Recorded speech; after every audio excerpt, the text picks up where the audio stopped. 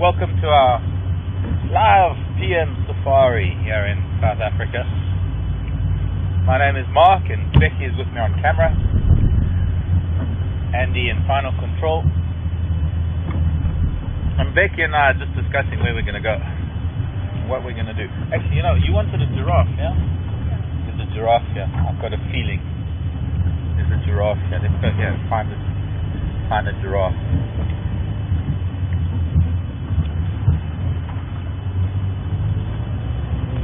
Start the afternoon on a giraffe.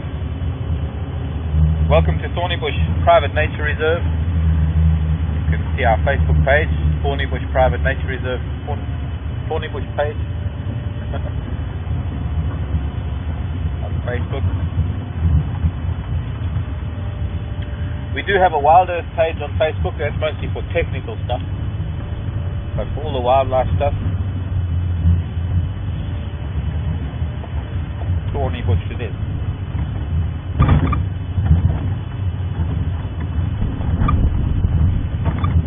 And somewhere here there's a giraffe, I know it.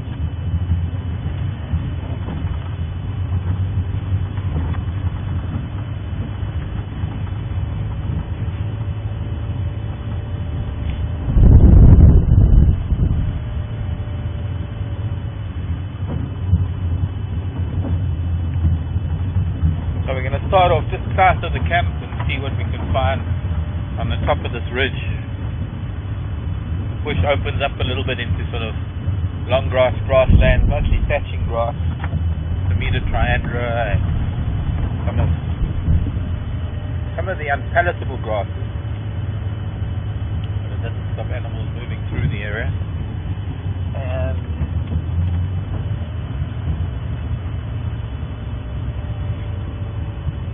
I know we're a little bit late. We've been doing a lot of work on the vehicles, and we are still trying to perfect our antenna issue. Antenna sticking up at the back. At some point maybe we can turn the camera and show everybody what the antenna looks like. Some guinea fowl. It might be quite nice. I haven't seen guinea fowl for a while. Some of them are coming into the sun.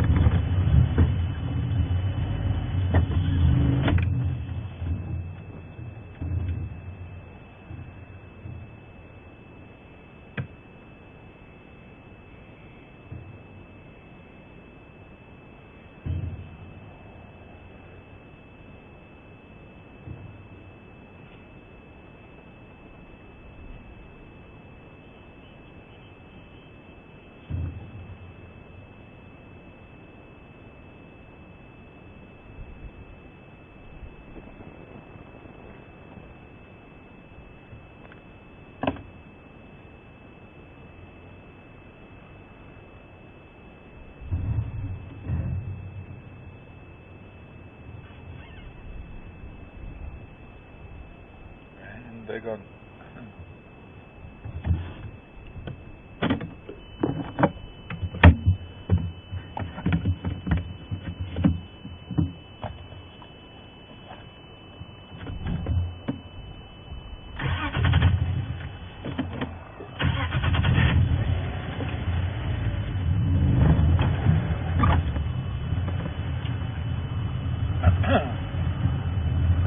Helmeted guinea fowl, commonly known to some of the regular viewers of Wild Earth and the cameras as fleas.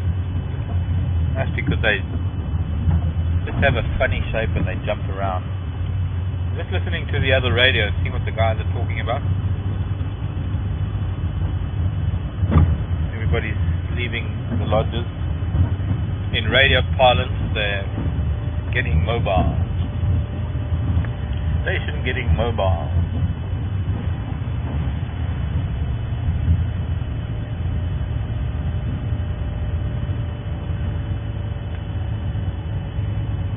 But we'll had some visitors today. Some of you will remember Will Fox from our Safari TV days, still part of Wild Earth. Will was here today.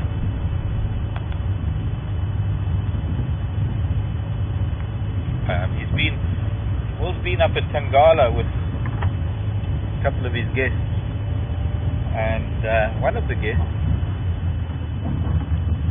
was a lady from the Netherlands, Marjo Mark, who I'm sure some of you might know. Marjo was here, came to see FC, came to see... What? Well, yeah, I had a feeling. You told me you wanted a giraffe. There's our giraffe. Well done, Becky. Becky spotted a giraffe. I would never have seen it if it wasn't for Becky.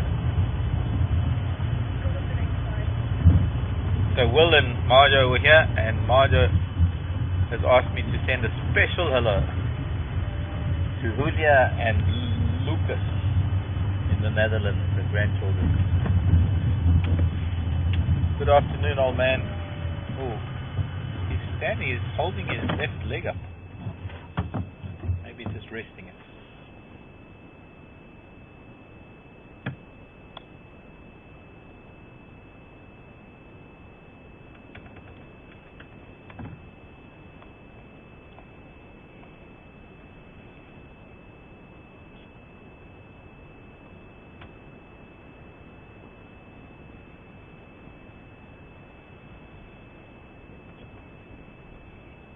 His wrist joints look a little bit swollen, especially that left leg, that left front. It's not a leg, it's an arm.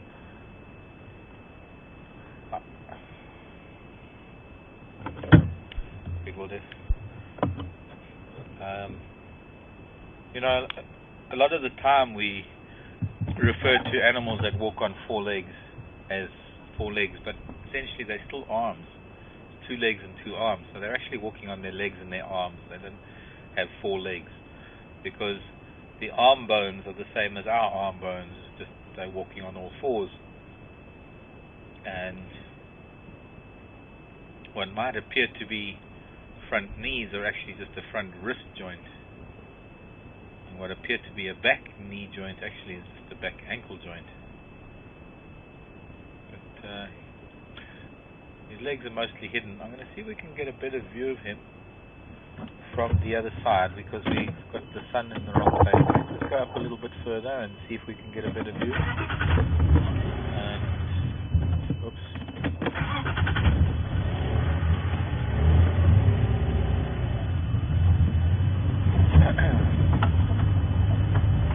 Well, good to see Will Fox again. Got some news about Tara. Tara's busy at the Leopard project in the Leidenburg area, and Marjo, and there was another young lady with them, heading back to Leidenburg to the Leopard project. I'm really going to see... Oh my, look at that, look at that. Becky is a yellow-throated longclaw in the sun. More important than a giraffe, because we can see giraffe along many times. But we're not going to get the yellow-throated longclaw in the tree like that, as good as it is. That's for the birders, that's for World Birdwatch and RC in the Netherlands, and those of you who are into your birds. Look at that, yellow-throated longclaw. Beautiful light on it. I don't know how much of a zoom you've got on it, but not great. No, it's like this. It's only when they get flushed out of the grasses that they'll sit in a tree. Even I might have to try digital zoom. Okay, oh, he's gone. So, giraffe. Maybe if we're lucky, we're going to move from that tree to this lovely, perfectly shaped Acacia nilotica just to the right of him. But for the time being, browsing on a little bit of or rather a smaller acacia behind this dead one. At the moment, not a great view. And maybe just the angle that I was viewing from earlier, his front wrist joints seem quite fine. He was just probably resting his leg. So, nothing wrong with this old man.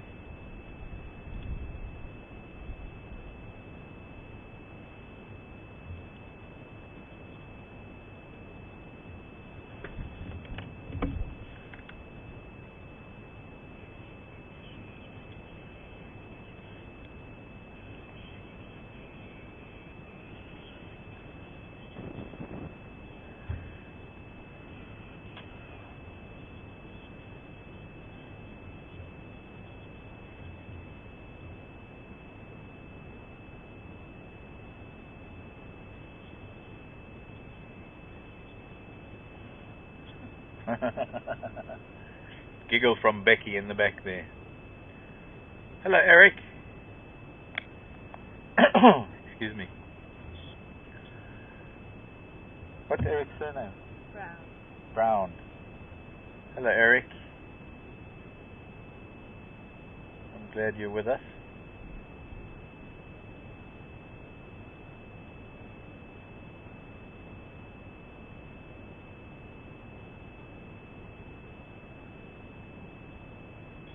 And we have to try and find a different way to view this giraffe.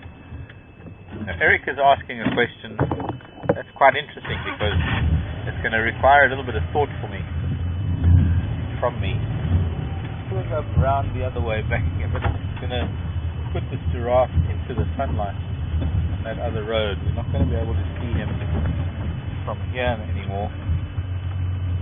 Lovely big old bull. Oh, look what I found on the road. Wonder how that happened.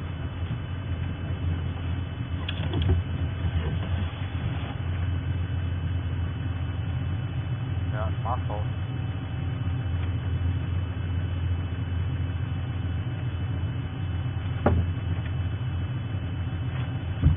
Okay, we go.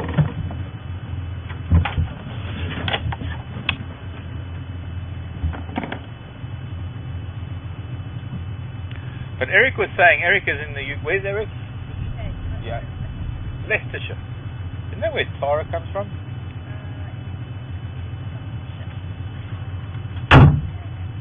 Leicestershire. Leicester.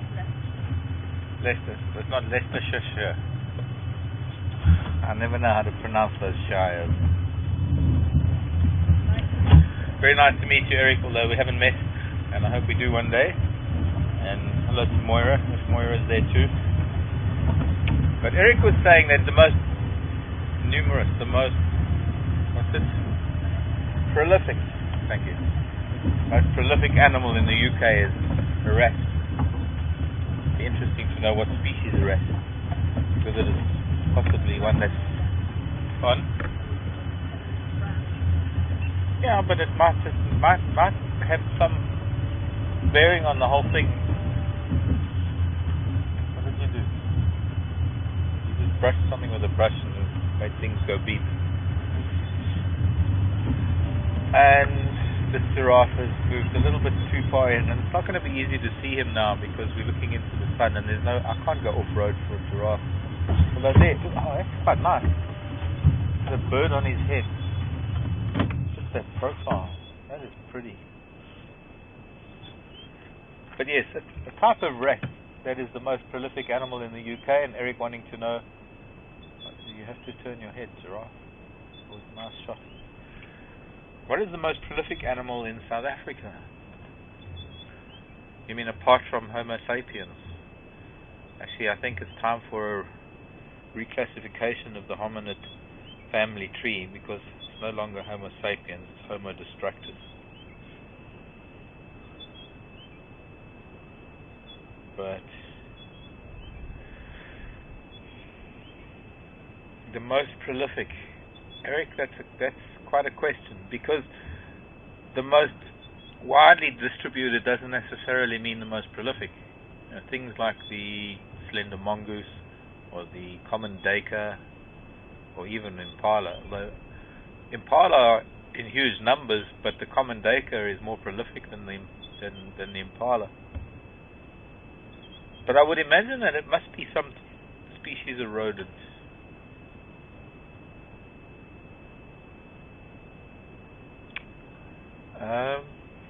It's gonna require some thought. Maybe something like one of the rodent species, maybe a mouse species, like one of the striped field mouse, or also some rodent species that has found human habitation and human settlements, the ideal habitat, and they proliferated, or they're over prolific in these areas. Is that all in your way, this little wattle? And there's a car coming that we need to move away from. But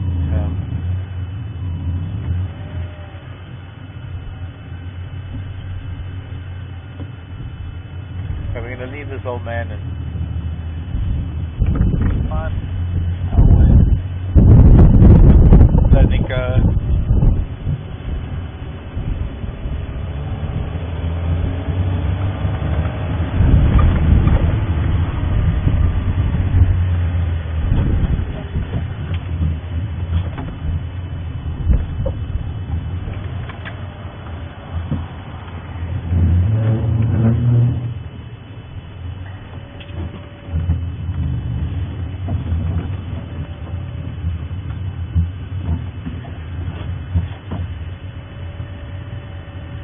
Not an easy question to answer. It's not something that comes to mind immediately. That's what I could think of. I mean, obviously things like the cats, the domestic cats, that has now obviously become feral in large areas. Cats, even the feral pigeon. But I'm sure it's probably a rodent species. But maybe somebody can do a Google search for me. But I mean, be specific about it. Most prolific animal in South Africa, most prolific mammal in South Africa, and see if something comes up, and then Andy can let me know. But to be honest, I can't think of something off at the top of my head. That dogs. But are we talking about domestic animals that have gone feral? Because then we're talking about dogs and cats, pigeons that have become feral. Or are we talking about indigenous wild animals? What is the most prolific? Because even then, I would need to give it some serious thought. Not an easy question to answer at all.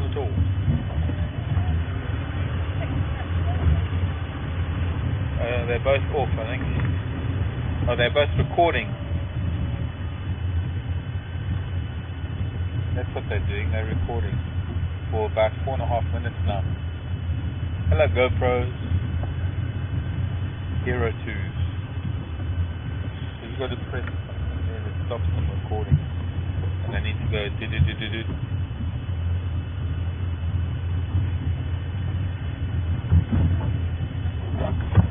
No, because they're in the middle of recording. So you've got to stop the recording. It's not working.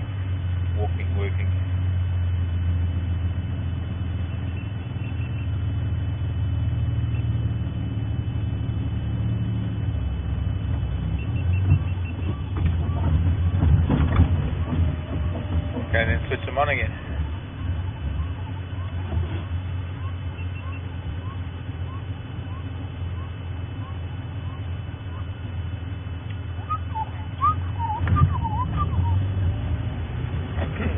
Okay. So I tried to get a giraffe, but it wasn't playing ball. Try another one. Somewhere.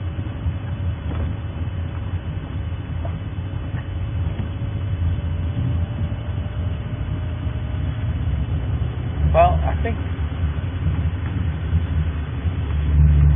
it's Friday.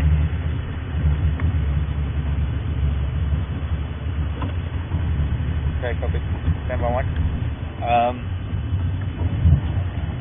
For us, it's not easy to remember what day it is because there's no differentiation between days of the week and weekend. But I seem to recall just only a couple of days ago saying TGIF. I might have to say it again. But I hope we've got some people from all over the world with us.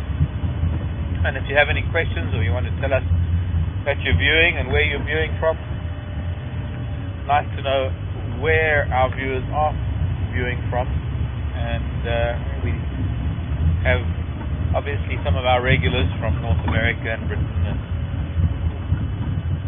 New Zealand and Australia and Germany. But it'd be interesting to find out if there are any other special parts of the world where people might be.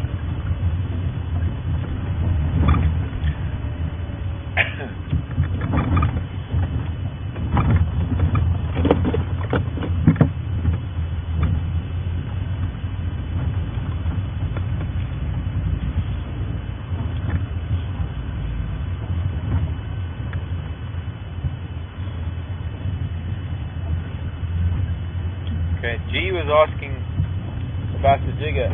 Is the steering wheel crooked? It doesn't seem round. That's not a perfect circle, I guess you could say. I mean, it doesn't have to be round. It's a Land Rover steering wheel. It's ergonomically designed so that it's being elliptical. But I'm making things up now. But okay, interesting observation. No, it's not exactly round. But I guess you're going to have to write to Land Rover and ask them about that one. Unless it's from me sitting on the steering wheel that's warped it a little bit. But it still turns the wheels in the right direction. So I think for now, let's just say let's not fix something that ain't broke.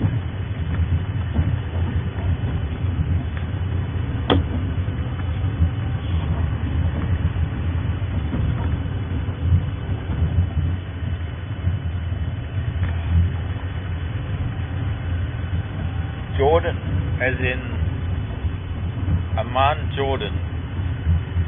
Amber? That's interesting. Hello, Amber. Amber's asking if there are a lot of lion on the reserve. I wouldn't say a lot, Amber. We have two main prides of lion. Of course, lion are able to get through fences and things. There's always a possibility that there might be individuals that we don't know about that come in from outside the reserve, even though it is a fenced reserve. But we have what we call the southern pride. It's the Black Dam pride, and they consist of one old female, the Black Dam female, her 3 cubs, which are now probably about 4 years old, I suppose. There were 2 males and or rather 2 females and a male in the Black Dam pride, her children. And there are 4 young cubs, 2 of about 10 months and 2 of about 4 months, and then the young male who we spent time with this morning sleeping, and yesterday we spent time with him roaring. And that's the Black Dam pride, which is the pride that we're mostly concerned about down here in the south.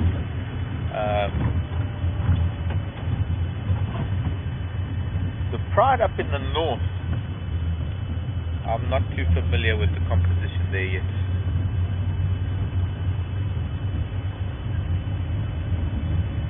Maybe one of these days we'll be able to get up there and see them. For now, might be an idea to just wander around for an hour or two, and then as we're getting close to sunset, we'll go up to the northeast, up to that area we were in this morning where that male was, the young male from the Black Dam pride, see if we can pick up on him. And find it, because he might be waking up. We can get to him. But no, not a lot of lion on the reserve. Lion have fairly large territories, and the size of Thornybush, being a self-contained reserve, is only really, well, I couldn't really say with accuracy or with conviction that it is big enough for 1 or 2 prides, because the size of a pride's territory depends on so many factors. It depends on the type of habitat, because the habitat and the type of trees or the composition of the habitat dictate the density of prey species, and the density of prey species dictates the density of lion, or the extent of a lion pride's territory. It's never a fixed figure. The more sparse the vegetation, obviously the fewer the herbivores, and so therefore the bigger the lion's territory to be able to cover an area big enough to find their prey. And in areas where there's a higher density of vegetation, there's a higher density of prey species, and so lion's territory doesn't necessarily have to be so big. So there's never a fixed figure. You can't really say that lion's territory is a particular size. And having only really seen the southern limit of Thornybush, well, I haven't really ventured north yet, because the odd occasion that we haven't had our broadcast running, that I've been able to go out and try and find some things for filming purposes, just to get some content for our 3D series. Those times I haven't really traveled very far, because I've found the content and I've been able to film things, or we have been able to film things, but I haven't really ventured that far north to see any real change in the habitat. But especially down south here, it's really, really dense. And it indicates to me that lion territories don't necessarily have to be that big, because in some places, lion's territory could encompass, one lion's territory could encompass the entire Thornybush area if it was a lot more sparsely vegetated. But under the circumstances, there seem to be two prides here, because it's dense enough and there's a higher density of prey species.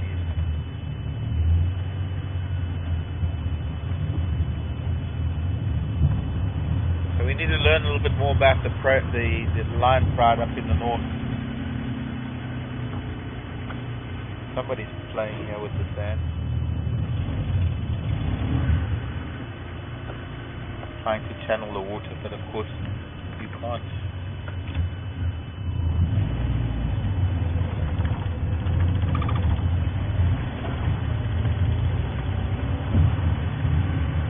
Can't direct subsurface water flow.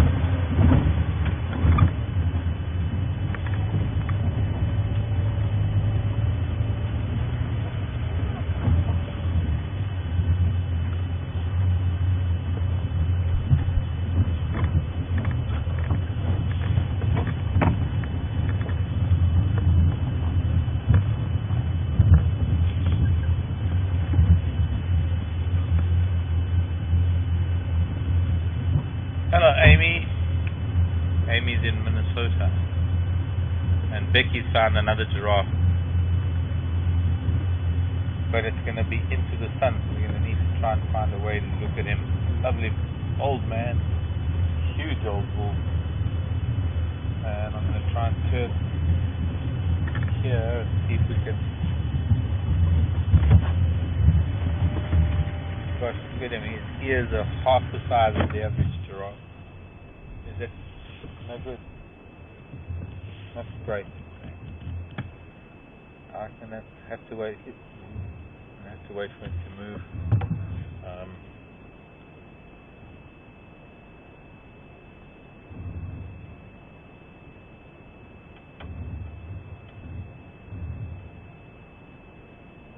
Very interesting that he's feeding on tambuchi.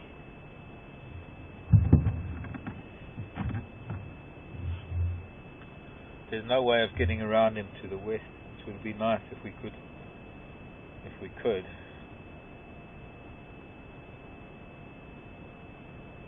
We need to train these giraffe better to be on the other side of the road, so that we're looking at them in a different light. But this is an old man. His ears are really, really tattered.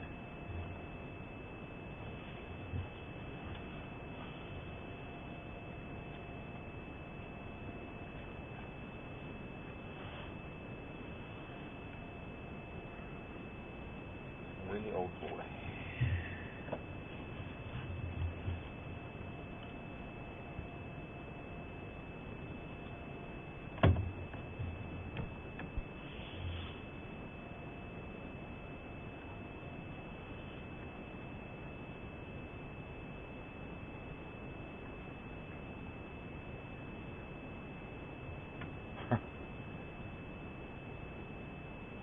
For Eric. If you Google the most prolific animal in Africa, they just come up with antelope and grazing species. And we need to be a bit more specific than that. But I still think it's got to be something more. Got to be something more specific.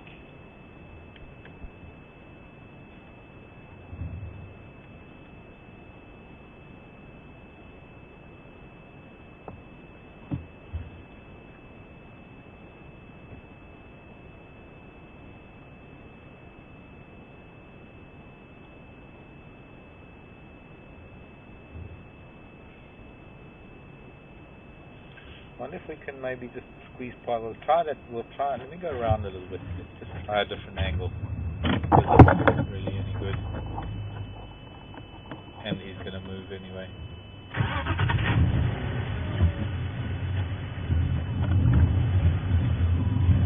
Very kind of you to move, young man, old man, young old man. A grandpa giraffe.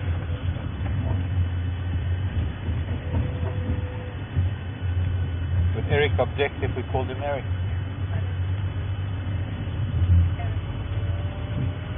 At least he's not half a bee. There we go, that's quite nice. Quite unusual, the fact that he's feeding on Tambuti. He was feeding on Tambuti. Hello, Jerry. Nice to hear from Jerry. And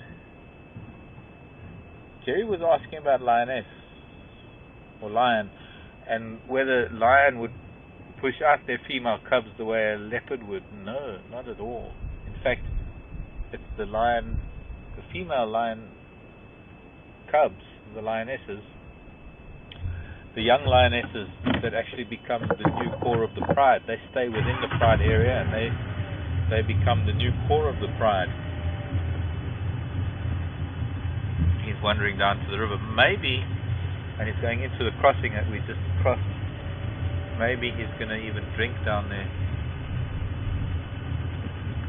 So we'll just follow him and see.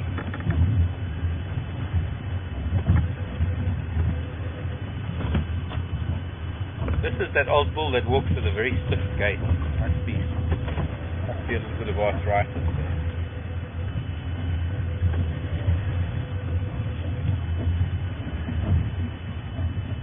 Okay, I'm not going to force him because it's very sticky for a giraffe to go through soft sand and water. So I don't want to stress him out too much. He's got to find his own way through here.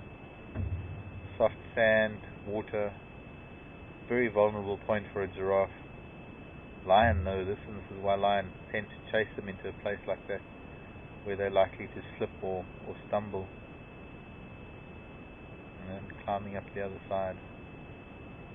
Well, let's follow him a little bit. We might get some nice views of him feeding if he stands in the right side of the sun. Actually, what might be nice right now is being down below him and having so far above us.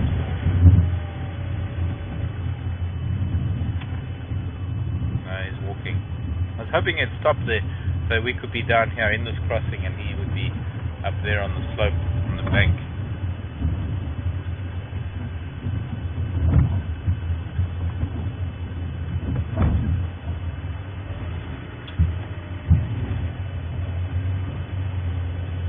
Looks like maybe children have been playing here.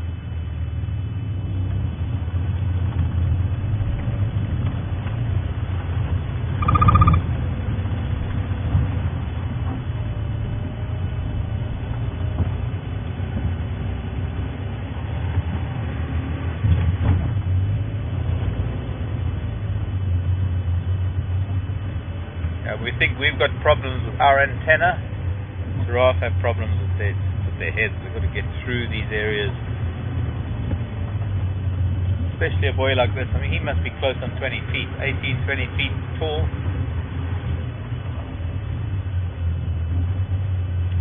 I think just up to his shoulders got to be a good maybe 10 feet. No, maybe not that much. At least 8 to 10. He's a big old man. Very interesting that he was eating on the green Tambuti leaves. Now, if we were to even touch the milk that comes out of the Tambuti tree, when you break a leaf, you get this white milky latex.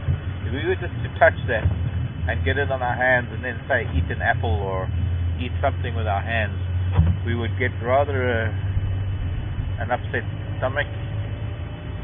We wouldn't feel very well. And yet he's able to eat these green leaves.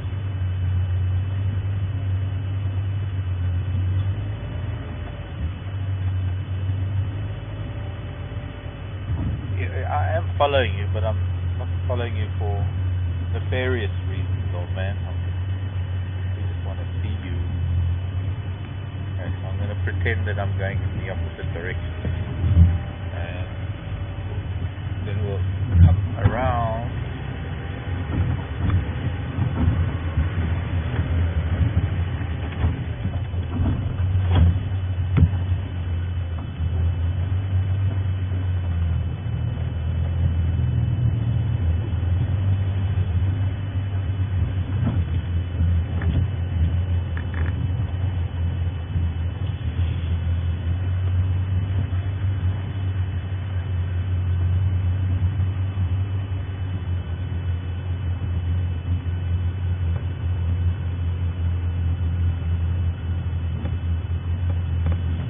Getting quite curious what we're doing. But hello, old chap.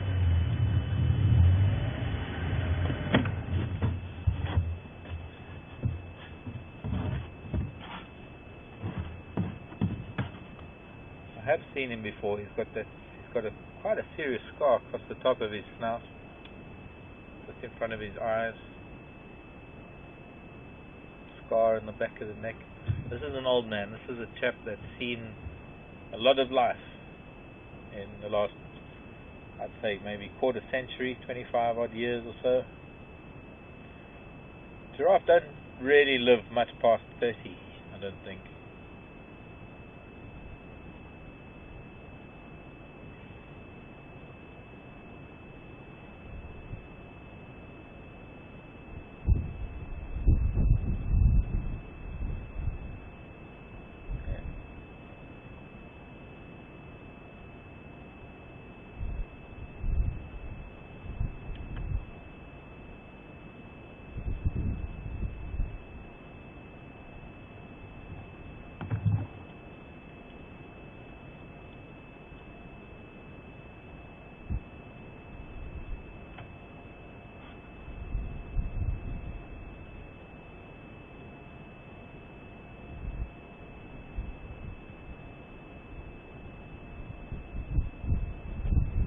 Still feeding on young tambuchi leaves. Very interesting. Hello to Brianna in Texas. Brianna wanting to know if they live in herds or mostly solitary lives. And, well, it depends. Females, giraffe cows, the ladies' giraffe, they tend to live in groups. They are social animals, and they tend to live in groups with their youngsters, although it's not that unusual or that impossible to find a giraffe cow on her own. Bulls, on the other hand, you do find these old bulls on their own. You might find younger bulls in bachelor herds. So it's a little bit of everything, Brianna, because the older bulls are solitary, and then they will hook up with, or they'll meet up with some of the family groups when females are in estrus. We don't have the dynamic of a dominant bull with a herd of females and he protects them. It's more a case of the females and the calves move around on their own, and they don't have territories, they just move through areas. Bulls don't necessarily have territories, they have home ranges, or they have areas that they mostly utilize at different times of the year so that they know where the trees are, just areas that they've grown up in, which is why one tends to maybe see the same giraffe from time to time, and they might pick up on the estrus scent of females, and then they'll join a group of females and vie for dominance with other bulls to be able to mate with those females. But there isn't really a strict rule of whether they need to be solitary or they need to be in a group. The other thing is, of course, is that giraffe, being the kind of animal that they are, being so tall, even if they were in a herd, you might find a herd or a group of giraffe, what we call a journey of giraffe or a tower of giraffe. They might be spread out over some distance, and you might just find one. You might come across one giraffe and you might think it's alone. And this is the thing about nature and about Africa, especially in this type of terrain, in this type of habitat, is that very, very often we come across an individual And we don't really know that it's on its own, but we can only see it on its own because of the density of the vegetation around us. We have no idea what there might be 10 or 20 or even 100 yards away. And for giraffe, somewhat like elephant, but not to the same extent, but somewhat like elephant, they can be traveling a few hundred yards apart, but they'll still be together. And there is a new theory now that maybe giraffe do have some sort of low frequency communication or something that allows them to communicate. And I've seen some really strange things, how giraffes come together out of the blue, and well, it's not so out of the blue as one might imagine. Let's see if we can move forward a little bit and see him again. He's down behind the trees.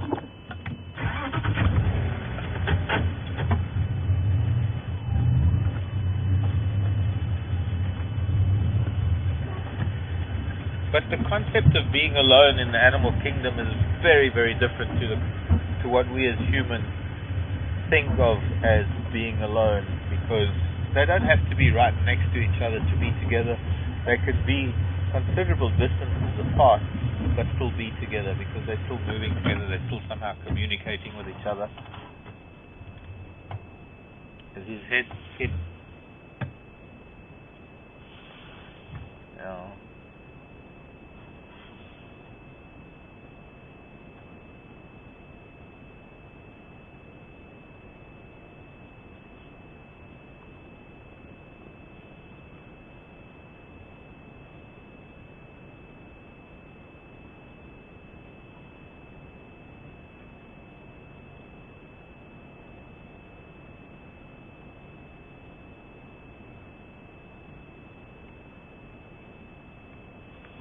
Unfortunately, standing in the shade is not great for filming, and a few low hanging branches that we can't really see his head.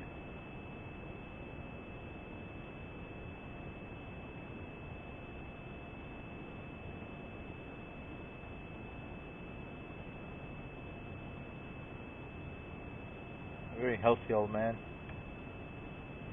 He's been through the wars a little bit. His ears are tattered and perhaps half the size that they should be. And I'm actually wondering whether the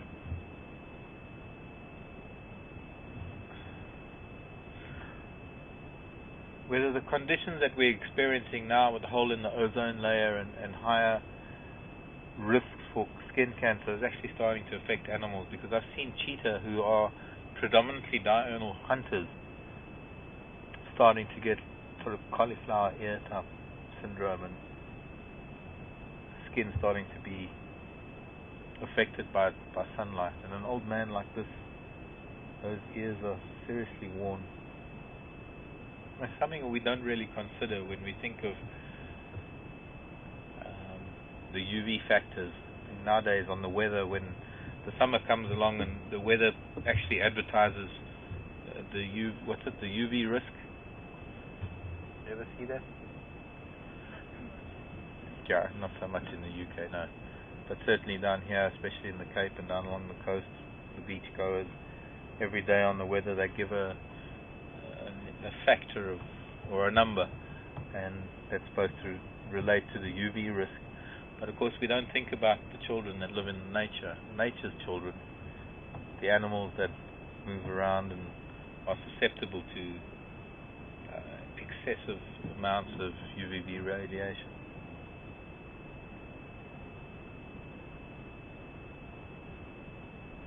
It's all very well we put on sunblock. Some of these animals can't.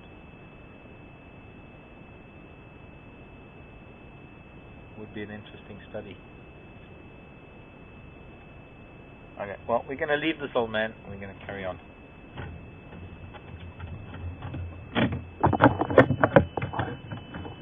Eric, I'm not implying you're an old man. Bye-bye, old man. Old boy. Giraffe, I mean.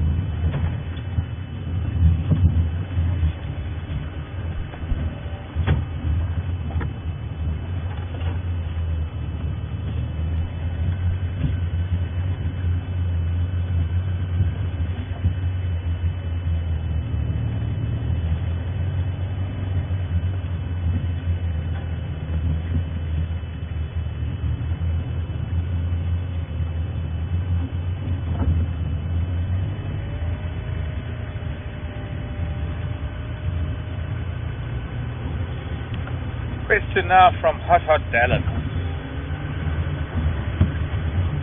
I think Dallas might be a place I can visit because Linda says, well, mostly it's hot in Dallas. Sometimes in the winter, Linda says not so hot Dallas. But Linda's wanting to know about the giraffe species, and there's a lot to be said about all the different species and whether or not they're able to interbreed. There's a lot of speculation in as to whether they are individual species or whether they're subspecies. Subspecies can interbreed, but they are subspecies because there's geographical isolation that has created the subspecies and the different patterns. So yes, I suppose if they were to be able to get together, there's a remote possibility that they could interbreed, but because there are geographical boundaries that prevent them from coming into contact with each other, interbreeding is not really possible, because it's the very thing that has created the subspecies. The fact that geographical isolation has isolated the same species in different areas, and they've adapted to the environment and have creating different subspecies. But it's only now through genetics that we're starting to understand true speciation and true identification of species, and whether they are subspecies or individual species. And I don't think enough work has been done on giraffes as yet as to whether they are true species or whether it's true speciation or whether it is merely subspecies. But as a subspecies, yes, they would be able to interbreed if they were able to get to these different areas.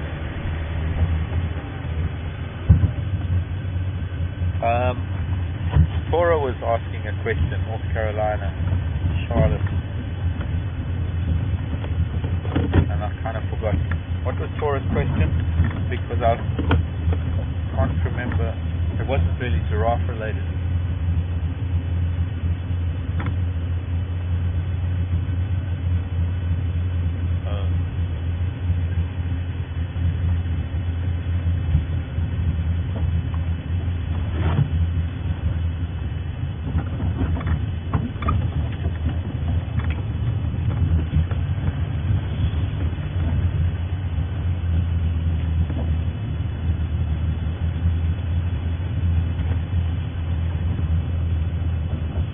Linda was asking what species. We just know it as the southern giraffe, Linda.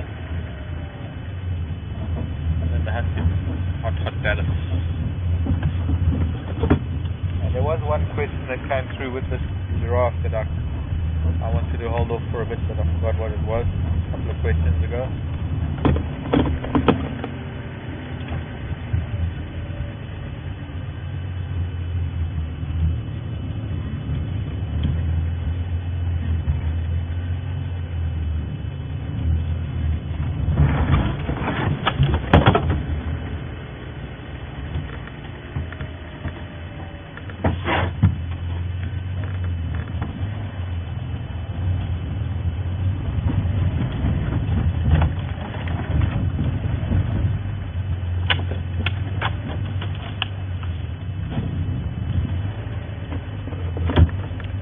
No, not that one. There was another non-giraffe question.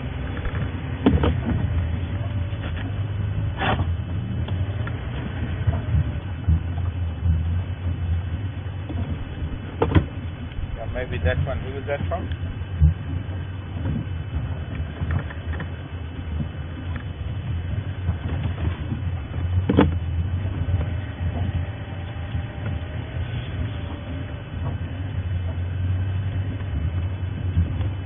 Sorry, Becky, there's a slip a little bit. That crossing is very tricky. It's like going down a deep spiff.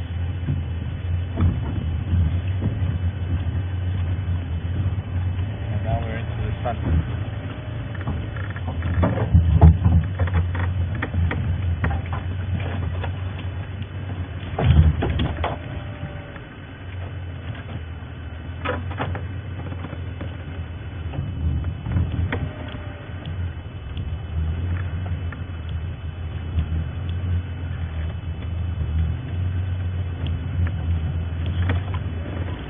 Oh, it was Amy, sorry.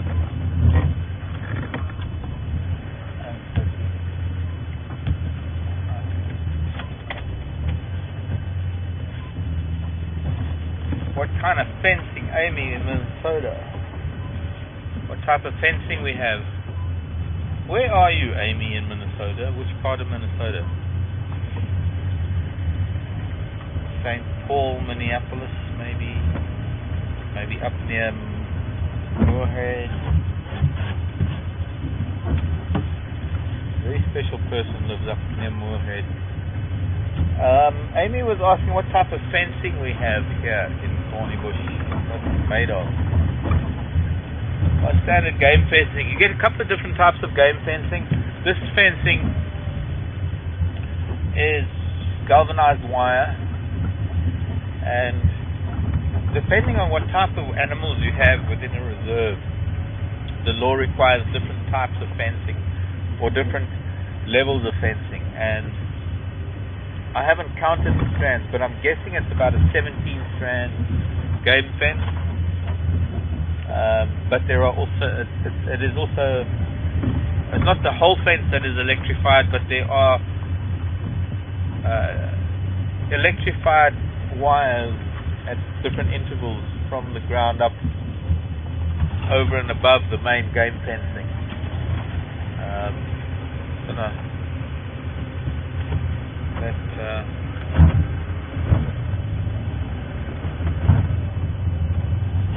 Not much I can tell you about it. It's a fence.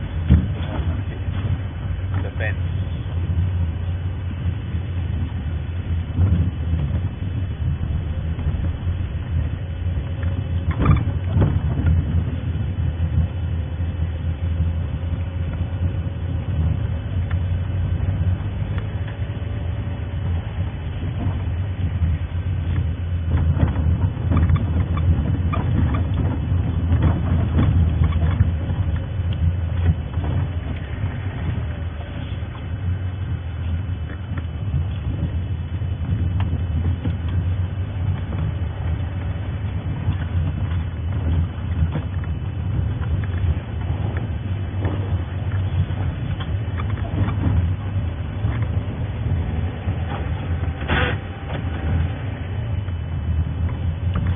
The radio's got to say.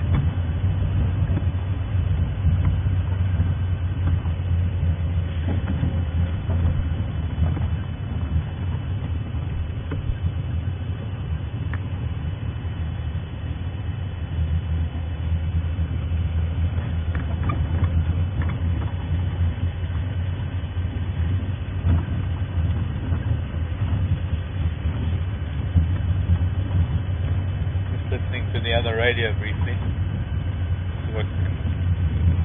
See what the guys have found this afternoon. I want to try and get back to where that male lion was this morning. See if we can find it.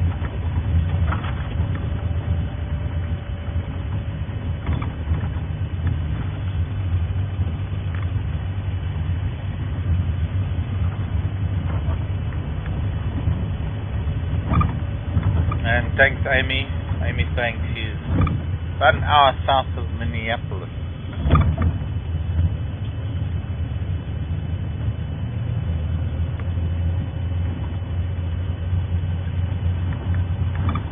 Too much talk there.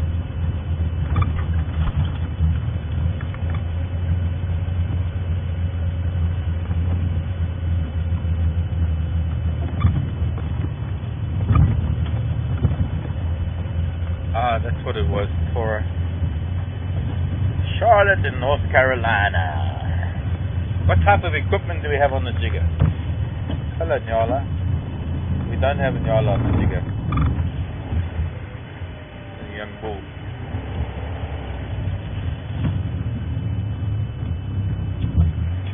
Three bulls.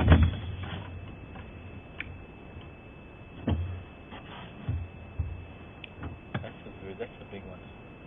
One at the back is huge, but he's in some thick bush. And animals are not really playing ball today. They're all on the western side of the road, so they're all into the sun. But maybe these boys might move out. There's two younger bulls there's a really big old man here. He's huge. Just coming through the bushes now. And hopefully, come this way, old man. Come inside. He's the Nyala equivalent of that big old giraffe that we saw. He's incredible. He's probably like a record Nyala, I would say. I don't think I've seen a Nyala that big. He's horns almost kudu size. Oh, she's huge.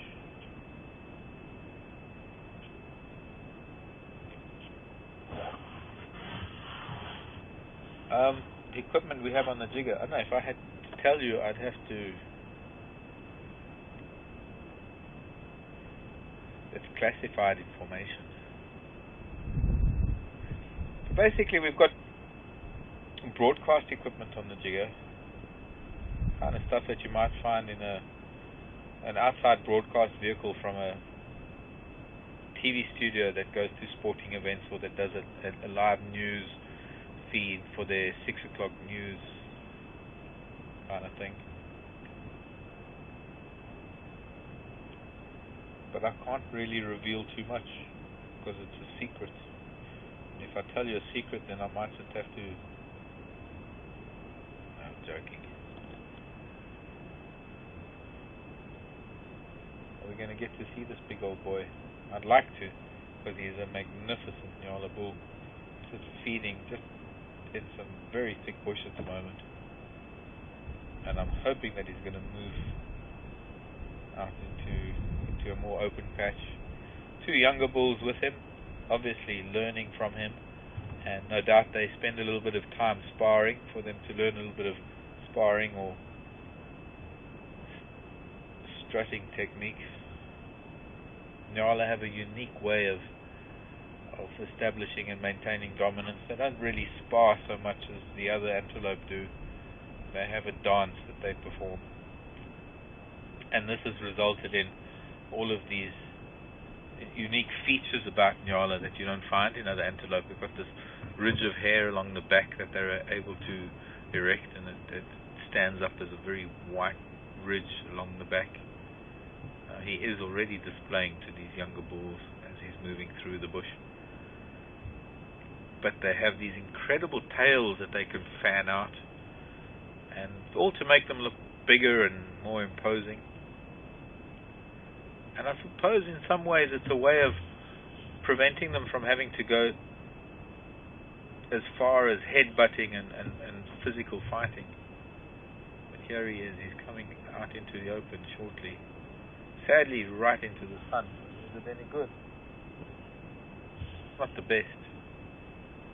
Maybe we can go forward and turn around a little bit.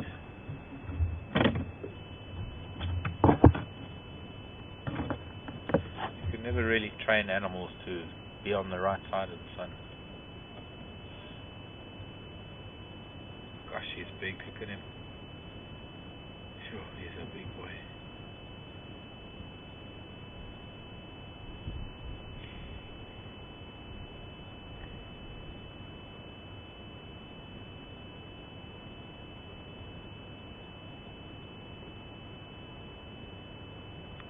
I don't think I've ever seen a Nyala that big. He's nearly like a bongo. He's so big.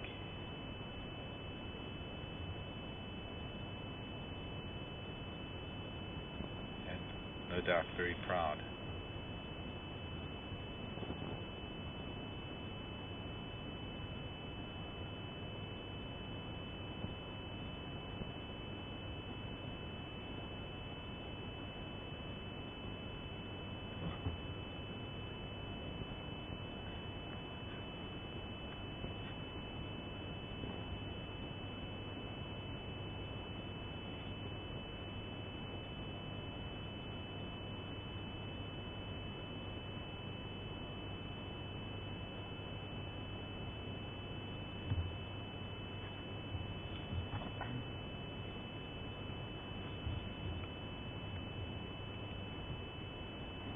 I'm going to move up a little bit.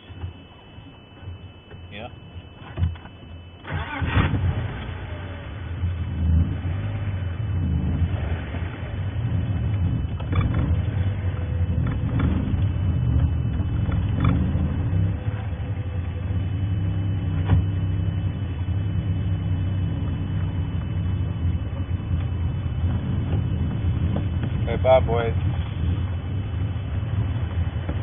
very difficult looking into the sun at them.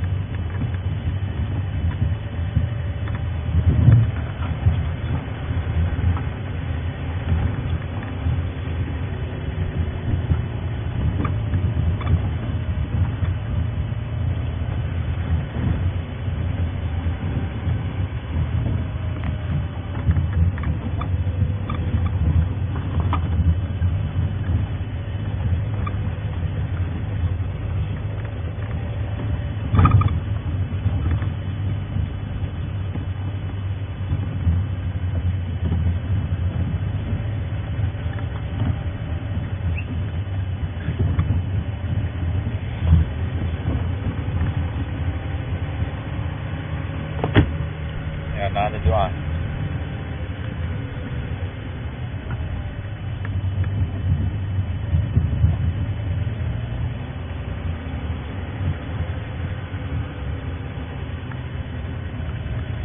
Interesting question from Tora back in Charlotte, North Carolina. Charlotte was asking, and I suppose we should still be with Denali so that we could actually hone in on it, but they have that white chevron on the nose, and there are a lot of the, well, not a lot, but one of the features of some of the spiral horned antelope that the family that Denali belongs to have that white chevron, kudu as well. And Charlotte wanting to know what the purpose of that is. Well, usually we find white markings on the face close to the eyes a marking that actually helps with nocturnal vision, because what it does is it reflects a little bit more light into the eye. I think it's a little bit of that, but there's also another aspect to it, because it's that in conjunction with the other markings of Denali. You can't take that on its own, because standing alone it doesn't really mean anything. And of course it'd be nice to find, when the next time we do find Denali, I'll be able to show you that in conjunction with the other markings highlights the posture of the Nyala, or the antelope that has that kind of a marking, because the posture of the head, the angle of the white marking, can be a subtle difference between a threatening display or an acquiescence or a dominance display. It's just really, really subtle signs in body language that has resulted in these markings to highlight the posture of the animal, that tells an opponent the status of the animal. It's why so many different animals have especially black and white markings, and you can never take a marking for it on its own merit for where it is and what it is, because it's always got to be taken in conjunction with markings on the ear, markings on the chest, or markings on the rest of the face, and of course if there are markings on the ear, the positions of the ear, or ears rather. So a lot of it has got to do with the body language, the non-verbal communication that is vital, especially in the prey species, because they can't go around verbalizing or vocalizing their intentions or they just can't go vocalizing. The quieter they are, the less chance they have of being noted by predators. Oh, look at this. And I can't drive. You're not going to be able to go anywhere for some time now. I'm going to just try and... Which side do you want, left or right side?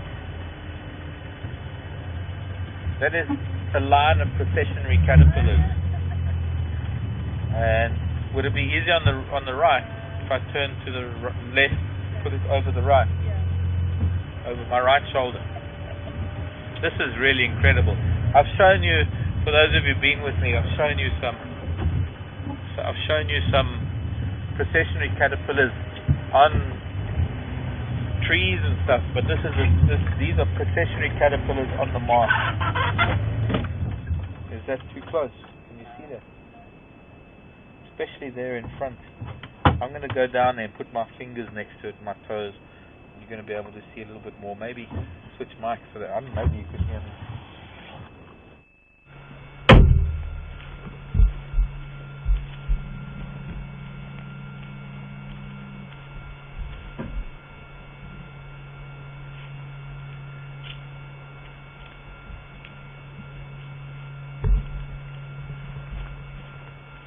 Okay, what I want to show you is this. Can you see this? There appears to have been... Can you hear me? Yeah, just hold on.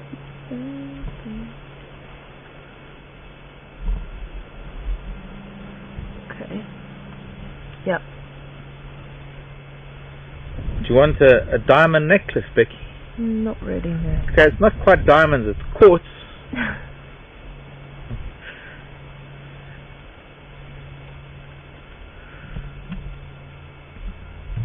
Okay, this is from a procession that has been through here already, and obviously there's a lot more to these caterpillars than we're seeing right now. But this was a column of caterpillars that has been passed already, and each caterpillar lays down a little strand of silk, so when you get a couple of hundred caterpillars, the strands become so intermingled that it becomes quite a strong, well, not that strong, not as strong as spider silk, but it's a fairly strong line of silk that picks up a lot of sand. So each caterpillar that we see in the line is actually laying down a little thread of silk for the one behind it to follow.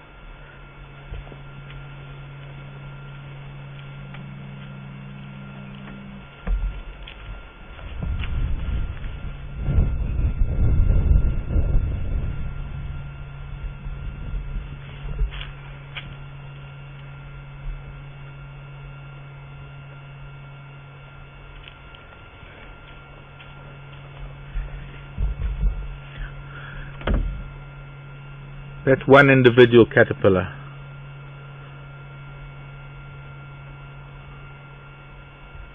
Very, very hairy.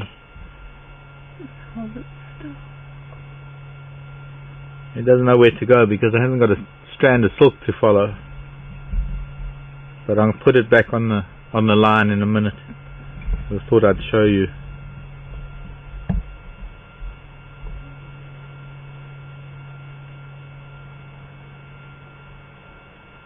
Okay, I can put it back now. Yeah.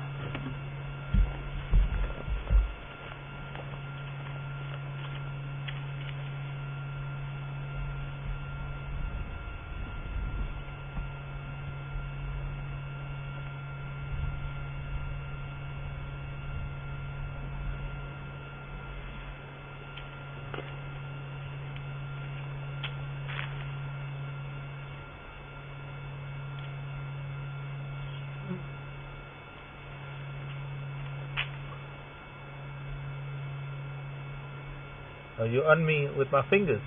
No. No. Can you see my fingers?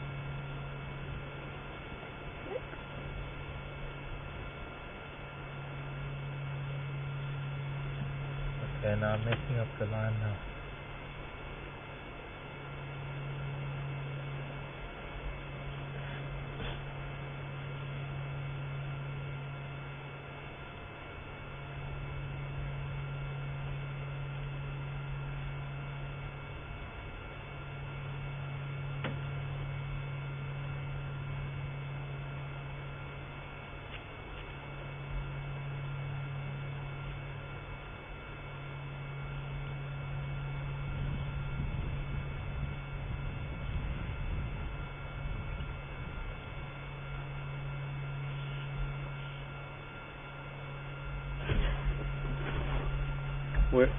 Can you? I suppose you can't really see much, can you? A long line of caterpillars.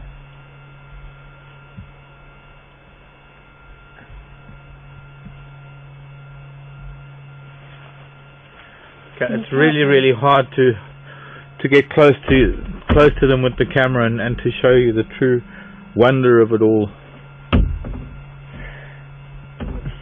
And I don't know, we might even have to turn around because it can take an hour for these caterpillars to cross the road. But they're what we call processionary caterpillars. They turn into the processionary moth. Although as a moth they don't do any processions. But each caterpillar lays down a very thin strand of silk as it moves along. And because they're communal caterpillars, they actually need to feed together. That's something that they need to do for protection purposes. Not that really that many things that eat them, because they are hairy. But it's just one of those wonders of nature that is quite incredible, that they have these long lines and they follow, this time of the year, they follow each other from one food source to another.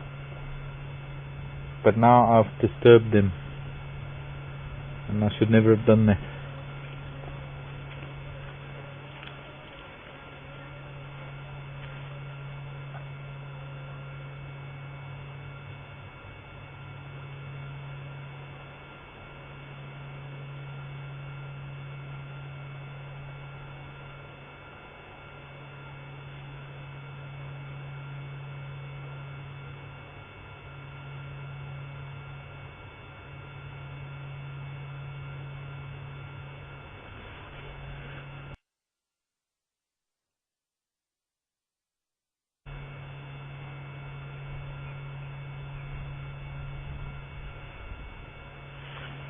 But at least because they have this line of silk, all I have to do is guide them back onto this road of silk that they're each following, and they should follow the rest of the crowd. But I don't know, I can't imagine driving over them. There's a car coming. Put a little sign up. Pardon? Put a little sign up. Little sign. Caterpillar crossing. Okay. Can you draw that quickly?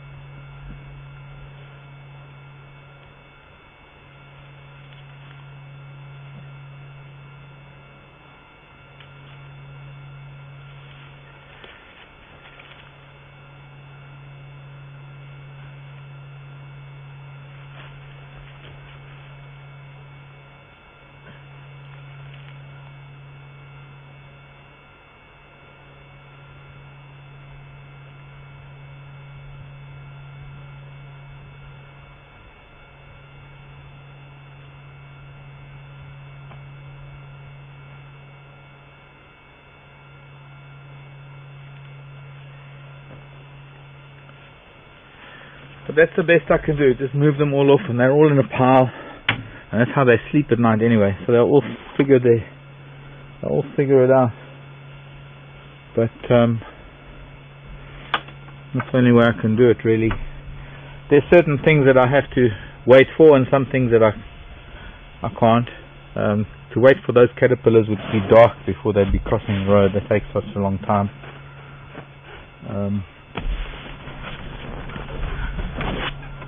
But all the silk is together, and they're all together, and they'll regroup. It's better than driving over them. I couldn't imagine driving over them.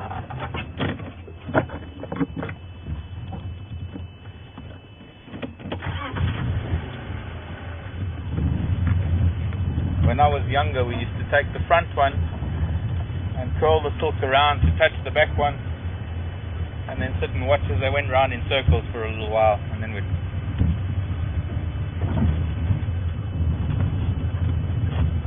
yes. When I was younger, I used to do things I'm not proud of. But couldn't dream of driving over them.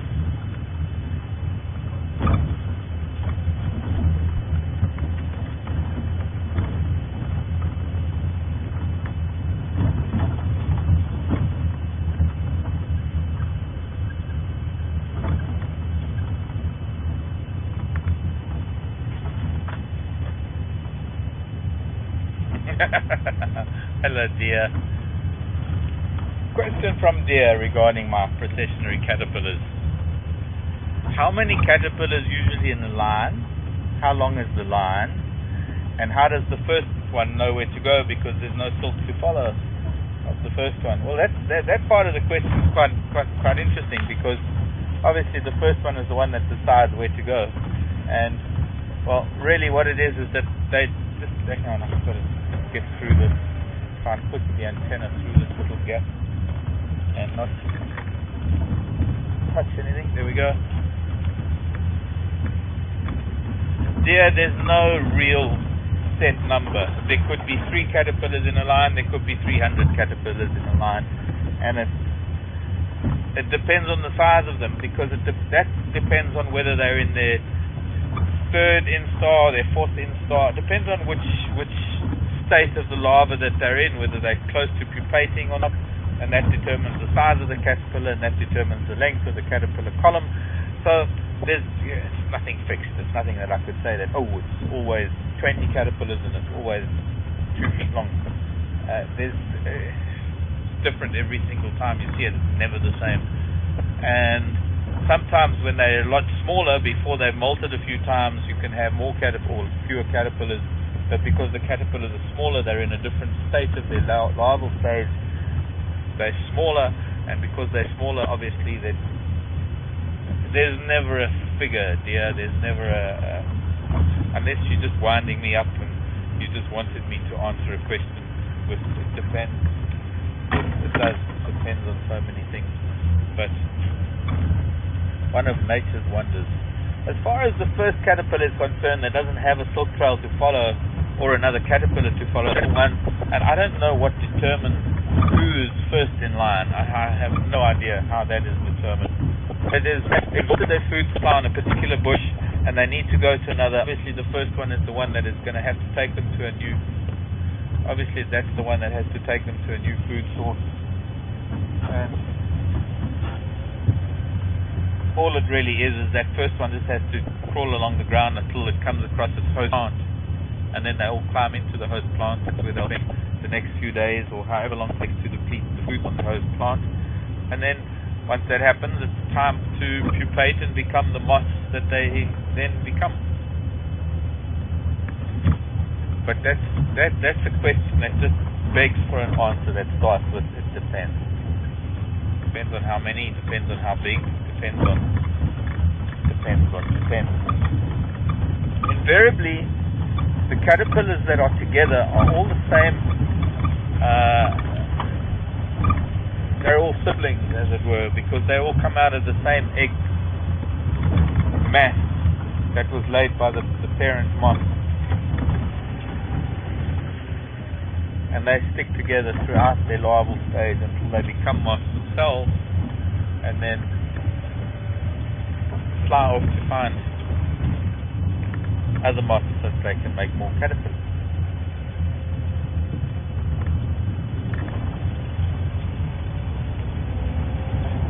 A little bit difficult going into the sun, but we do need to just head to the west a little bit, northwest.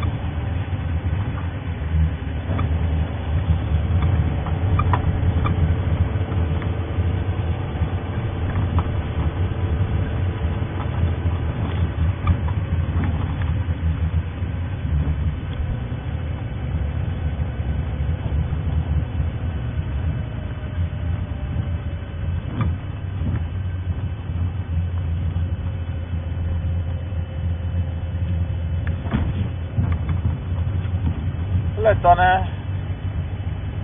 Donna's asking why no shoes. Oh, I don't know. No answer to that. Let me ask the question, Donna. Why shoes? Shoes. I guess I've got shoes underneath my feet right now. I put my feet on top of them because the floorboards get really, really hot in the Land Rover from the gearbox. So I do have shoes that I put my feet on top of to make track. And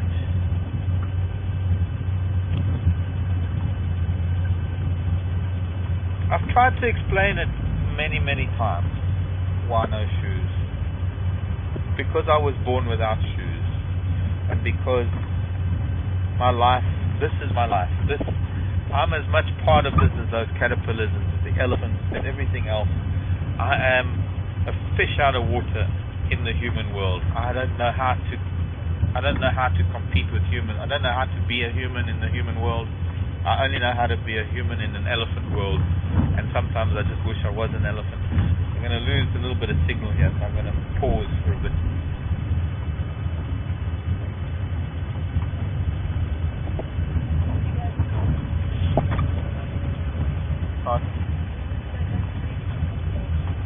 I do when I'm at home on my own.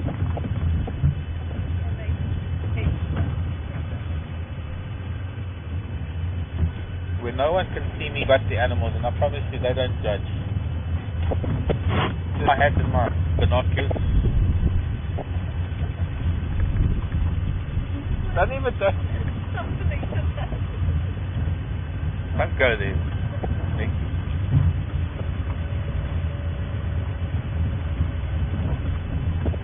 Sometimes if the humans around, I put on a quick coin.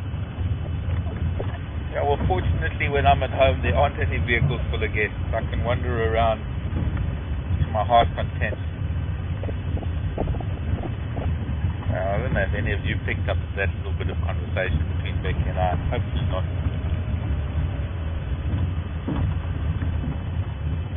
There's something to be said for... I'm not even going to go there. But yes, about being no shoes, or not having shoes, or not wearing shoes.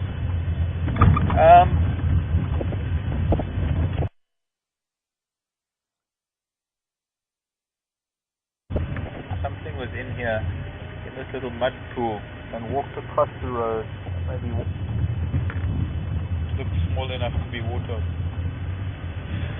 Walked across the road, dripping mud. I'm all for feeling the energy of the universe and being part of the energy field of our planet, and especially picking up the energy that life, that nature, that the life around me. You can't live in this environment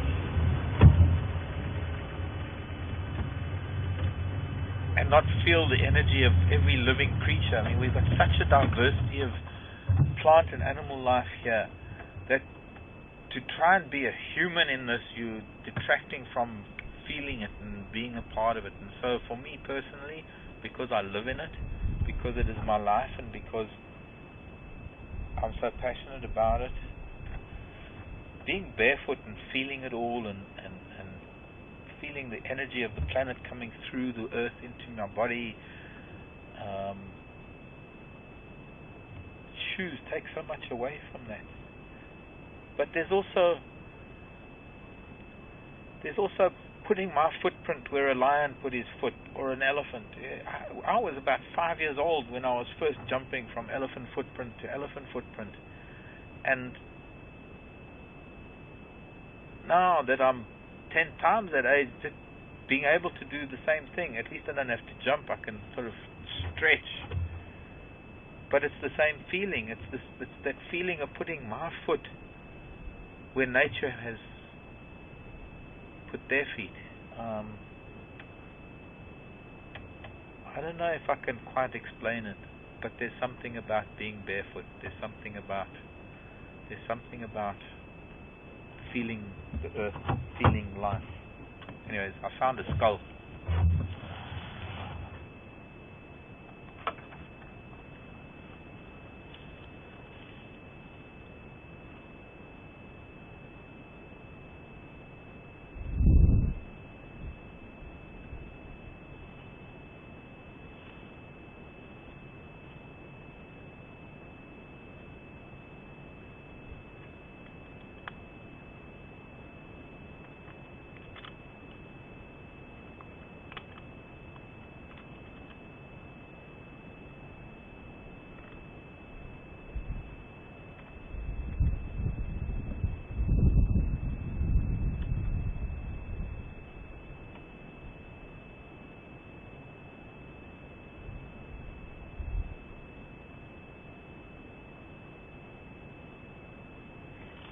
This is not a Dacre.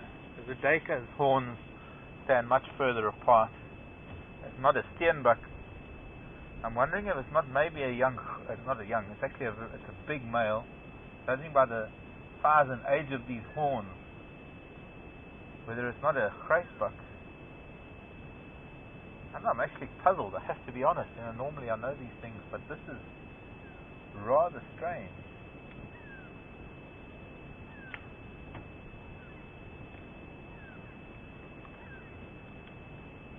A lot of stuff still on the skull. I'm going to take the bottom jaw out of it because I'd like to be able to clean up the skull.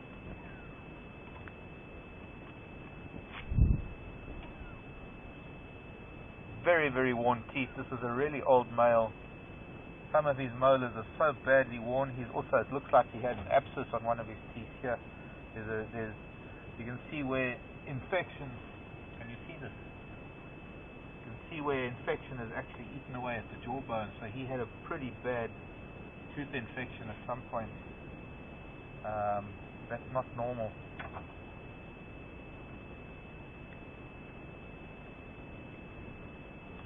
Tooth wear on this old man is quite unusual. There are no visible signs of course, the skin that is left on his skull is not telling me anything because insects have eaten at it, and I'd need to be able to remove a lot of the skin to be able to get the skull removed from it. It is still articulated with some of its cervical vertebrae. The first, there's the axial and the C2. So the first two vertebrae of his skull are still there. Very, very old teeth. His teeth are very, very worn. And there's a remote possibility that he could have even died of old age. What do you want me to do? Like that. There's a possibility that he might have even died of old age. I'm not seeing any marks on the skull that are indicative of something grabbing him around the head. Of course, it could well be that something grabbed him around the throat. But the one thing that is very clear to me is that this part of the skull is still intact. And if this was a leopard kill, it would be far too small for a lion. If a lion had killed this animal, the skull wouldn't be as complete as it is. A lion, being such a small antelope, would have eaten most of it, almost in the entire, would have crushed the entire skull, maybe left the horns or something. The hair can give me a little bit of an indication. It's very, very pale, and that's why I'm starting to think either reedbuck, maybe, or gracebuck, but definitely not a Dacre, and I don't think a Steenbuck. Steenbuck's got straight horns, doesn't have these curved horns, so it could be a reedbuck, or it could be a. I'm going to look in my book quickly. It's kind of difficult to tell. As much as I've lived in the bush all my life, I'm really puzzled at who this was. And the fact that there's still so much skin on the neck.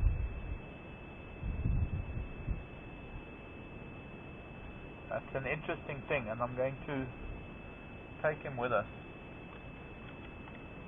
because it's something that I'd like to study further.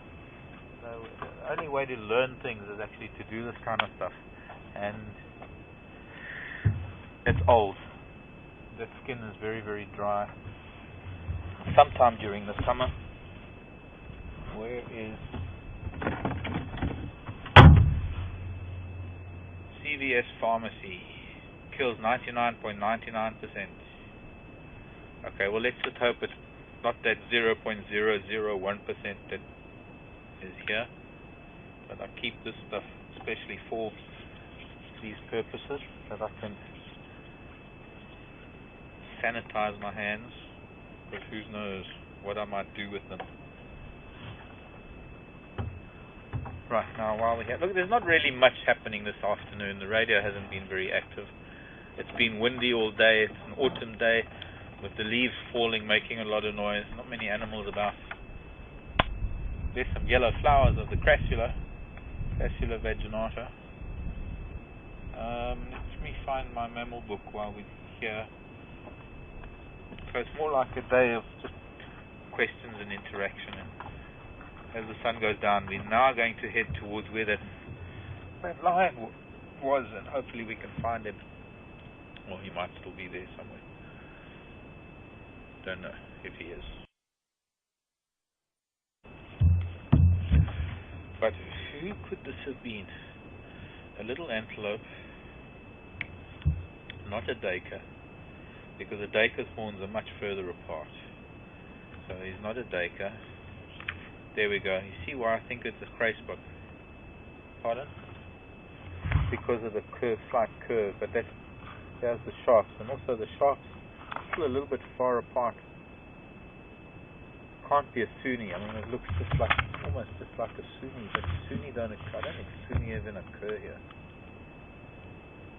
Steenbuck's horns are too far apart, but it could, Arabi, maybe, right colour for Arabi, but would we even get an Arabi here? It's an interesting skull, that's for sure. It's a very interesting skull. It's not one of our common antelope.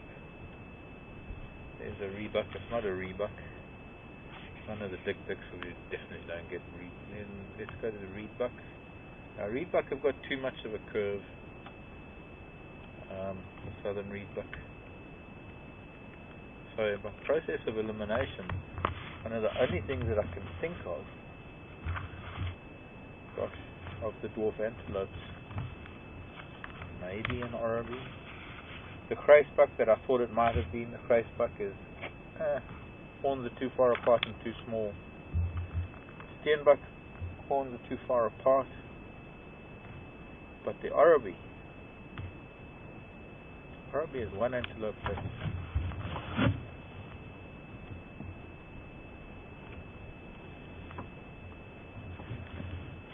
and I'm just looking here, this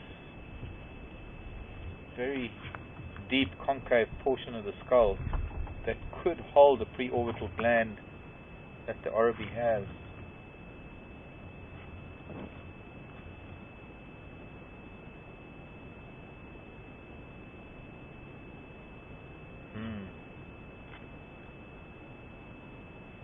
But what's really confusing me is the gap between these horns, because the Steenbuck and the duik are the two common dwarf antelope that we have here, and the not so common cracebuck, the cracebuck's smaller and stubbier horns. The growth on these horns is incredible. I mean, there's got to be 10 or more years, 12 years or more in the growth rings on these horns. I'm going to need to consult some of my colleagues on that one, but it's not a common skull. It's something that I haven't ever seen before. Well, not ever seen. That's something we don't find. And yes, having touched it again, let me refresh.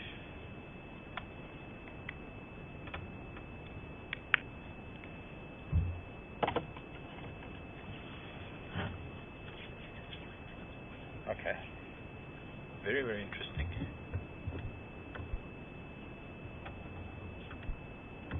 Oh, that one.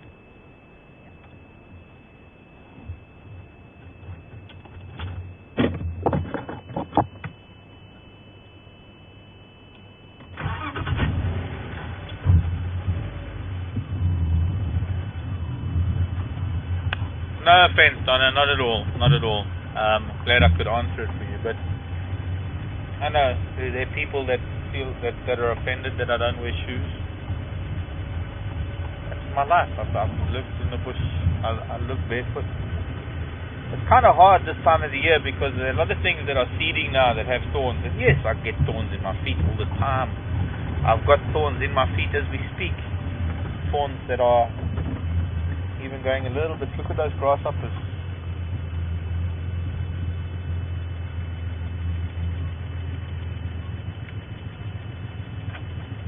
Seen them already earlier, but all hatching now.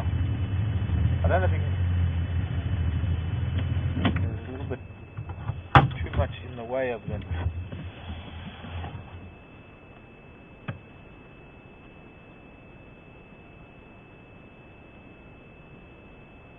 Better.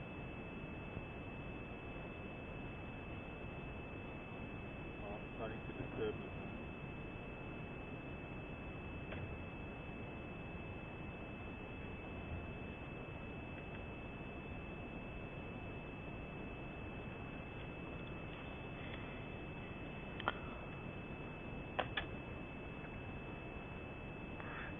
I want you to observe what we're seeing here. We've seen like these. We've seen those caterpillars that are communal, that are living in a big tight group, and now these hatchling grasshoppers that are what we call the foam grasshoppers or the phagomorphic grasshoppers emerge from their eggs, and they too, coming out this time of the year, they too spend their time in groups, very, very tight groups, both to conserve energy and heat, but also to protect themselves. Interesting phenomenon in nature.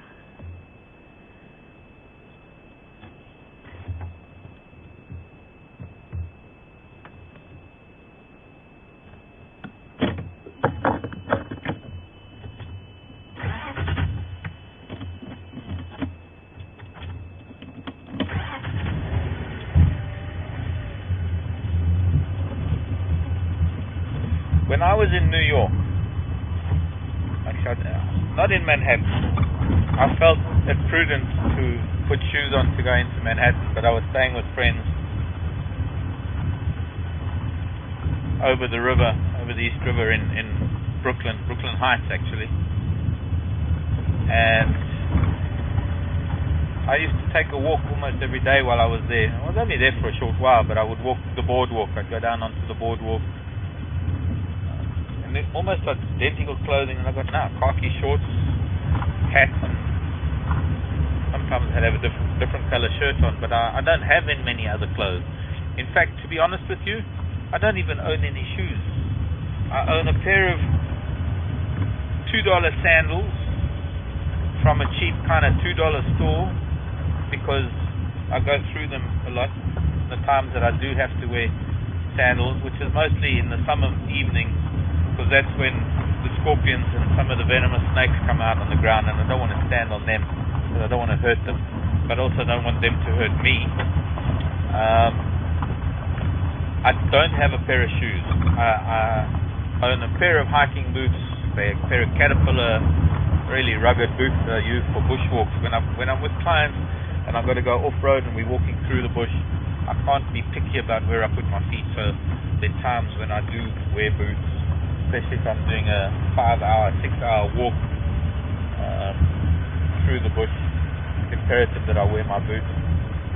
But that's all I own. And of course, a couple of weeks ago I bought myself a pair of slippers, little pseudo fluffy, cheap $2 slippers. They just keep my feet warm at night. But they're all synthetic, and I only wear them when my feet are cold, because I have to stand on concrete. Yeah, that's the weirdest thing, is that I can spend all my life barefoot in the bush and my feet never get cold, but as soon as I stand on concrete, human-made substance, then my feet cold and then I get sick. It's like it draws all the energy out of me.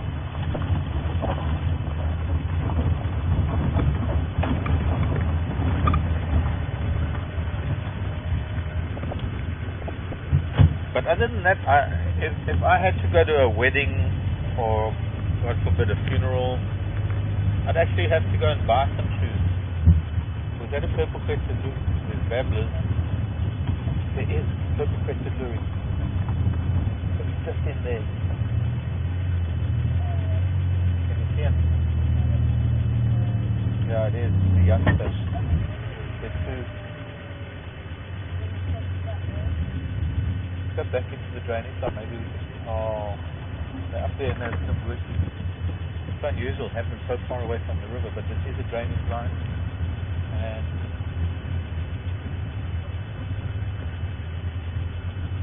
I wish we could just get this bird on camera.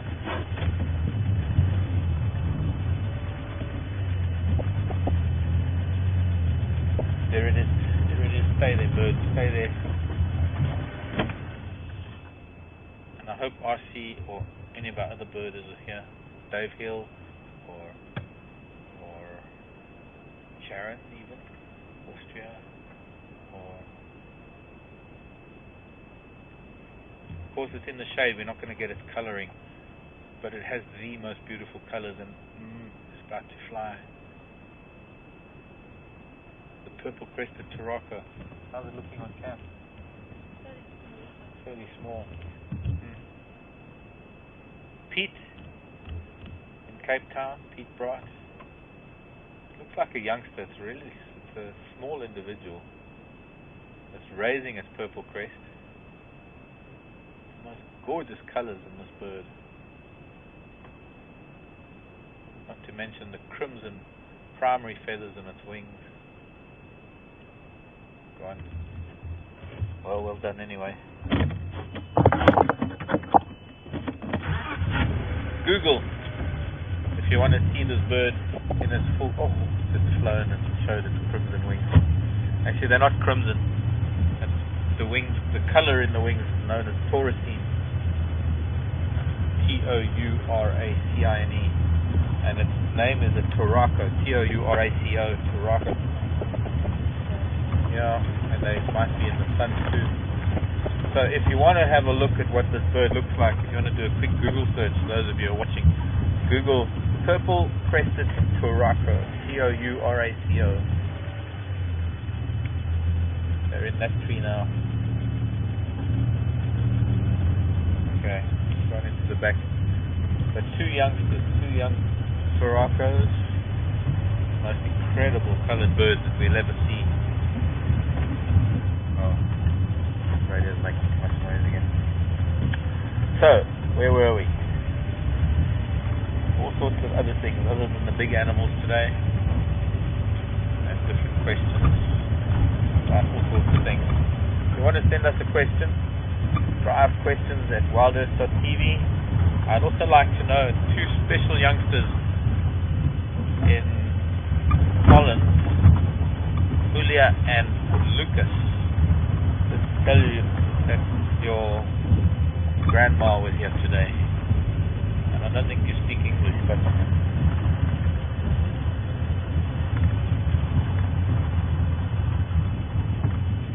maybe someone can translate. Marjo Mark was here visiting us today, going to the leopard project with Wolf Fox. The leopard project. There's another giraffe. Becky, you want a giraffe today? There's another giraffe. That might be nice actually, up the road with that silhouette if he doesn't leave the road.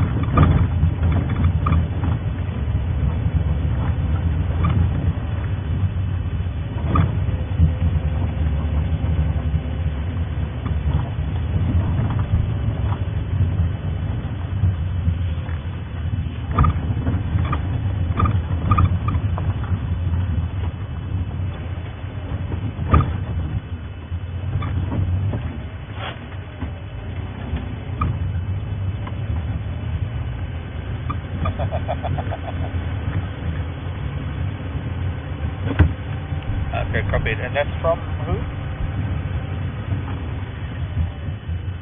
Oh, please spell the name for me.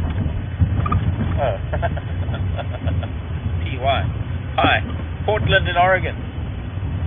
Only time I ever saw Portland in Oregon was flying out after doing a bat study down south on the Mackenzie River. Way down south actually. And to drive all the way up to Portland to fly back to Chicago, New York. Hello, Pi. Yesterday with the lion calling, I was saying how far the lion's call, the lion's roar can be heard. And Pi is asking, is that by lion or is that heard by humans? Well, I guess we don't really know how far it can be heard by lion, but we certainly know how far it can be heard by humans. I'm going to stop here because this giraffe is approaching us. And that actually might be quite nice, the way it's coming down the road over the mitre drains. A little bit ungainly because of the slope sometimes. What does it look like, Becky? Is it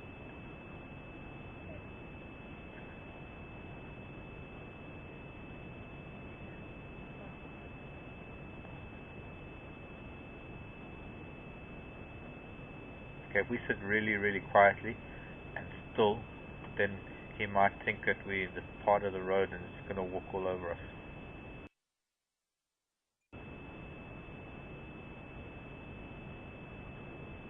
As it comes closer, it's going to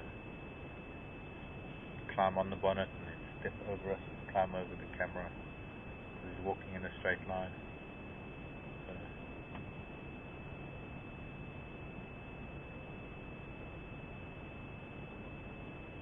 but we've been seen. We're now a target. Brace yourself, Becky. The giraffe has spotted us. If he flicks his tail, it means he's going into attack mode.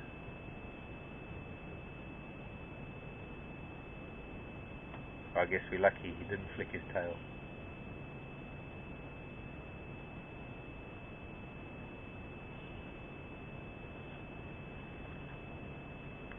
Okay, sometimes my sense of humor can run away with me.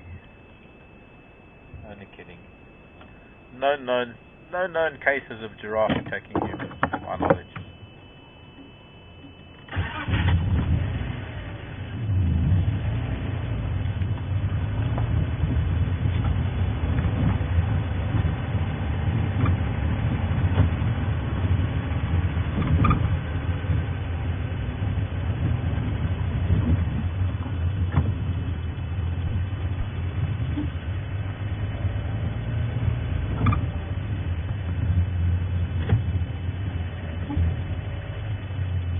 Good. Moved off into the bush and then a little bit thick. You just sort of see the top of his head sticking out. But I think he's coming back to the road. So maybe if we go up a little bit, just turn him around, might come back to the road.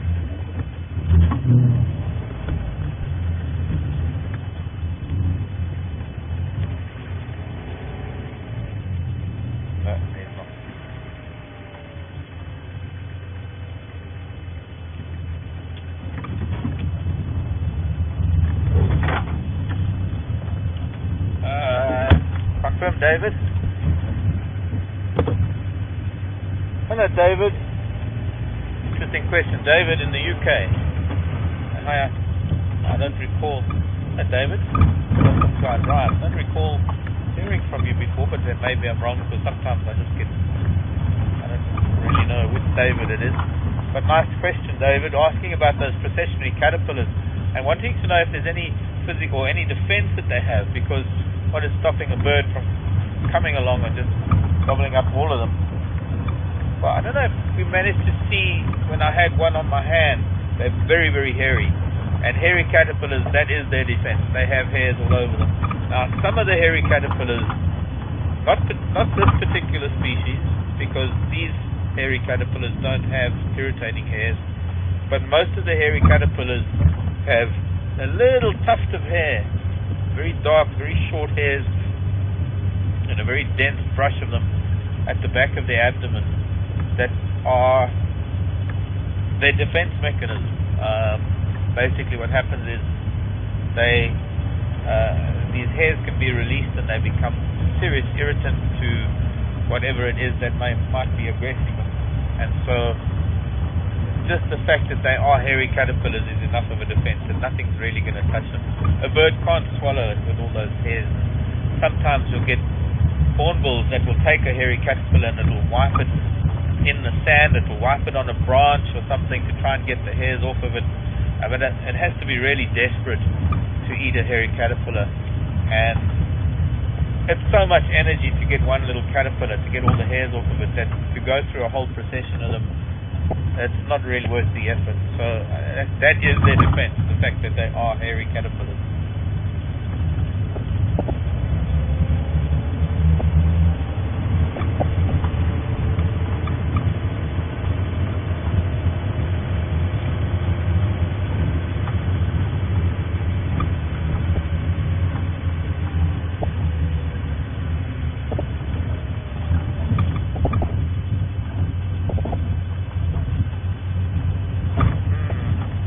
Brianna in Texas. No. Simple answer from Brianna's question. Brianna was asking if I've heard anything about the hyena from 2 years ago. It wouldn't be a cub anymore, but there were hyena cubs 3 years ago, well, 2 years ago, that we were watching, that we named Teddy. Seb named it Teddy, I think, but it was, I think, Seb that had this really intimate relationship with hyena. Not a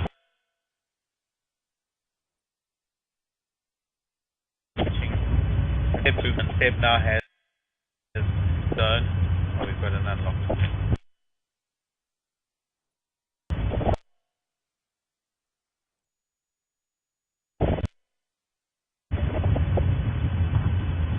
And no signal.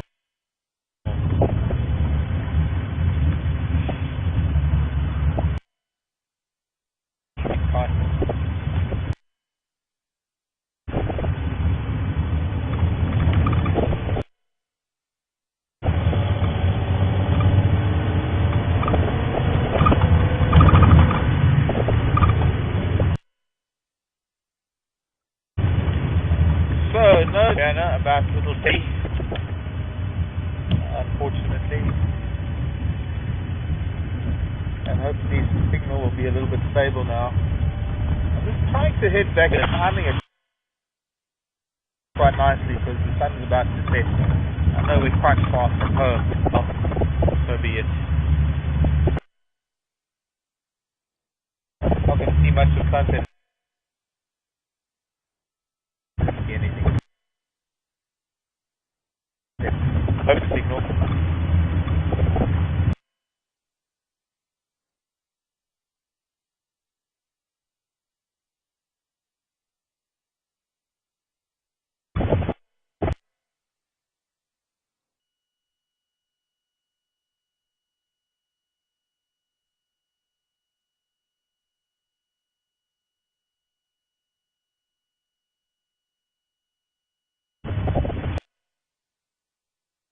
Just getting in that area.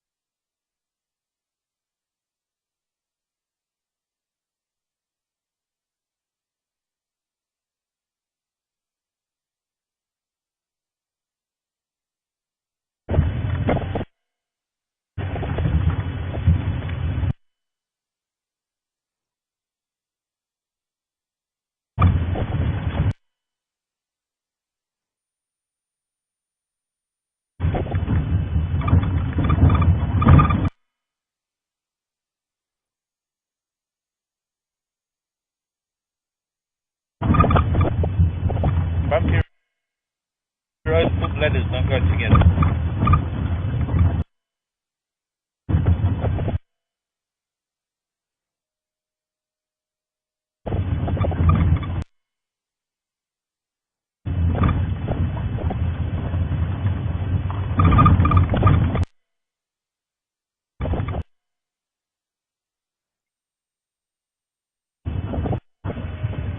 That's where he was sleeping. Okay, so we're back where we saw this lion this morning. He's not here, but we're going to go up to this little dam, because I'm guessing that maybe he's headed up to the...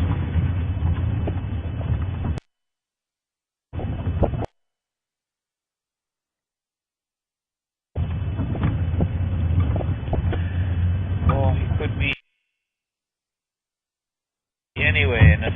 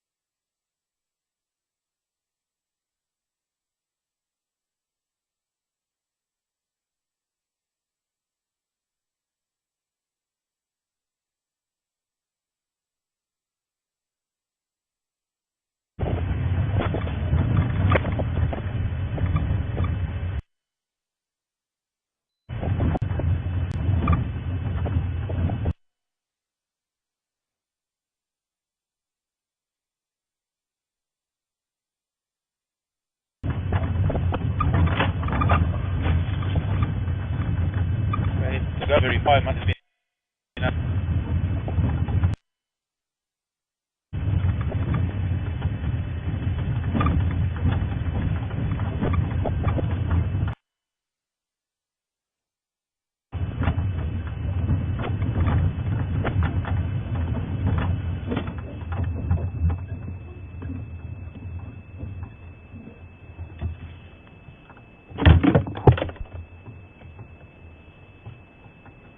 Okay, maybe better that I've stopped.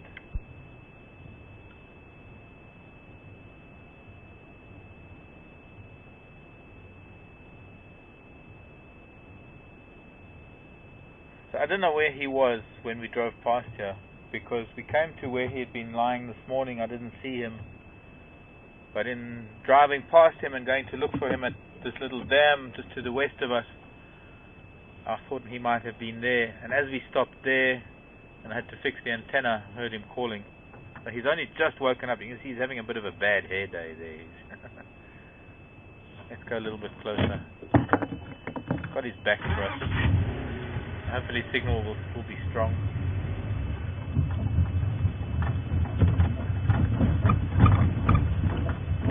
Hello Boyki, we're back again. It's us.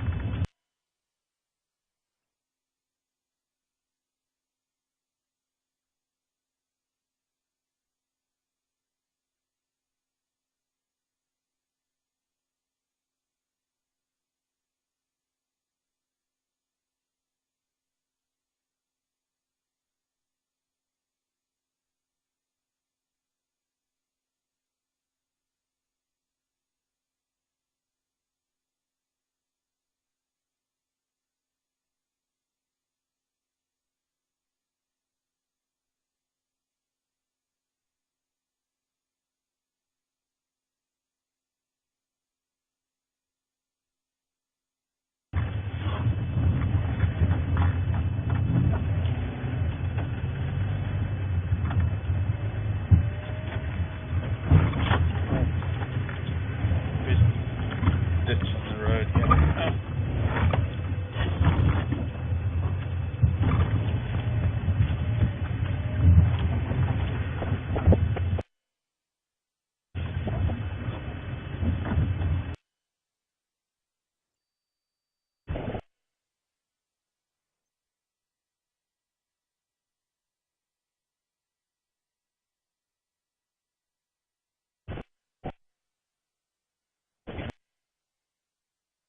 And signal. Can you not sleep in an area where we do? I'm going to move slowly.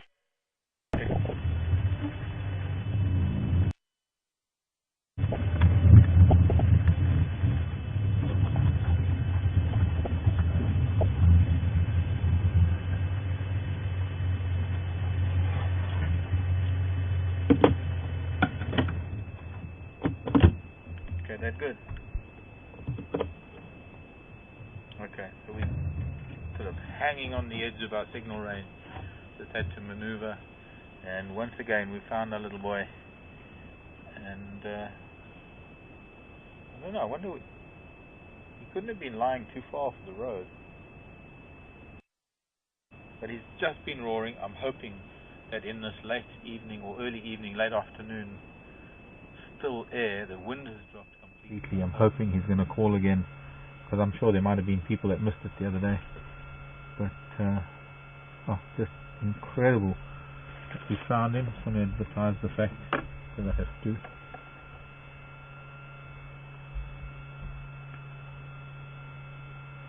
All stations 1 Mandodongala on Dingaans Road, just east of Dingaans Dam.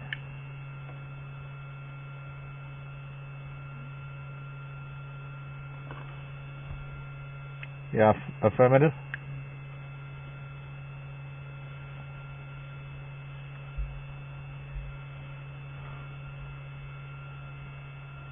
Oh, you're welcome, Gareth. Same lock.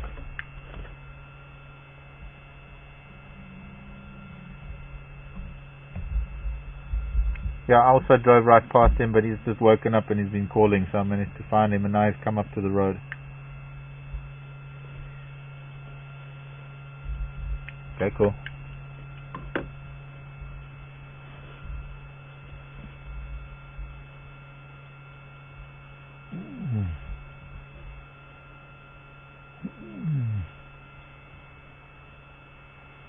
You beautiful boy.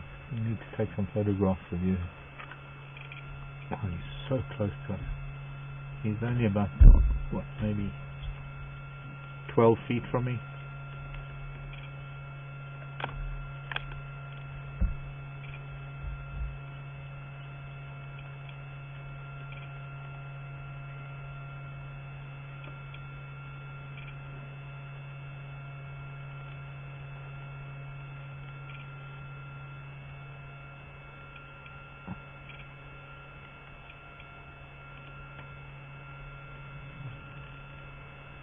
Serious bad head. He's just woken up. He's got, what do you call it, bedhead.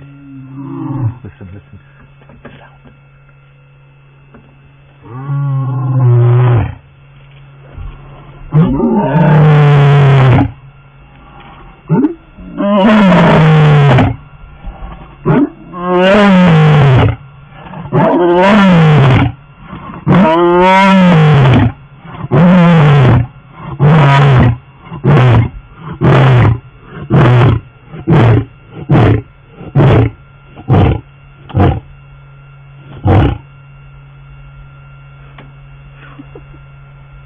That was that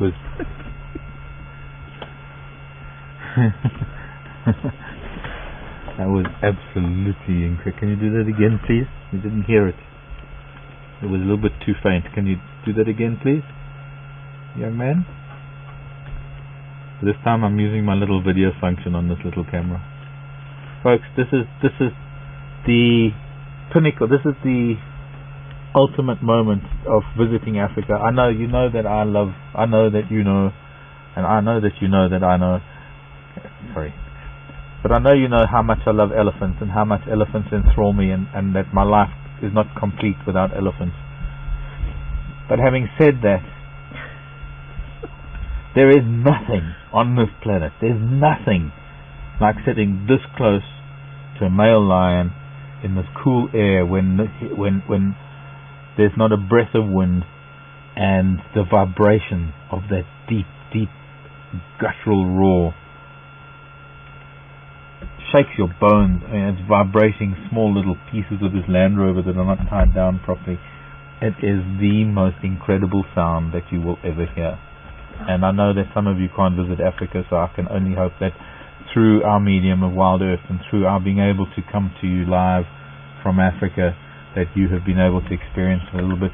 And I also hope that I haven't driven any of your pets wild. Well, not me, but he hasn't driven any of your pets wild. We did have a couple of emails from people saying that some animals react to it and some don't.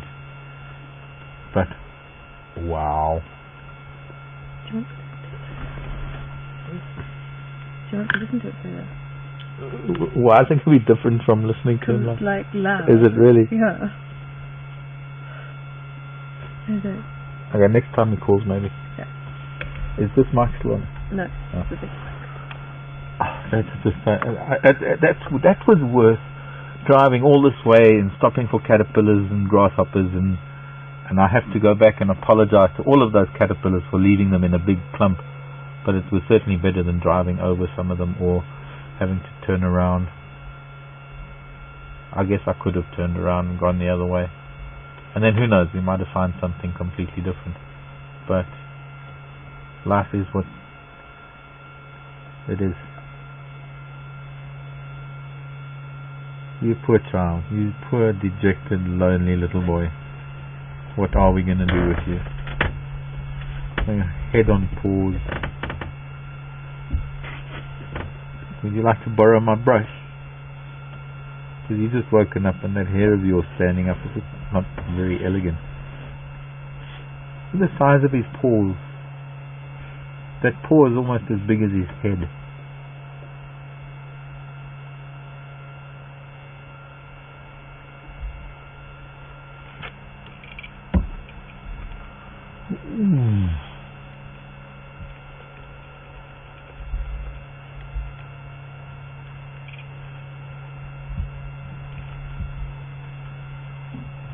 I did manage to get that recorded on my camera.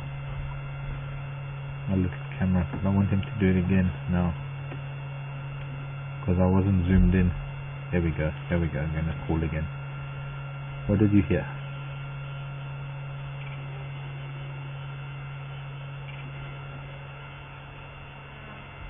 Wow, 350 buffalo.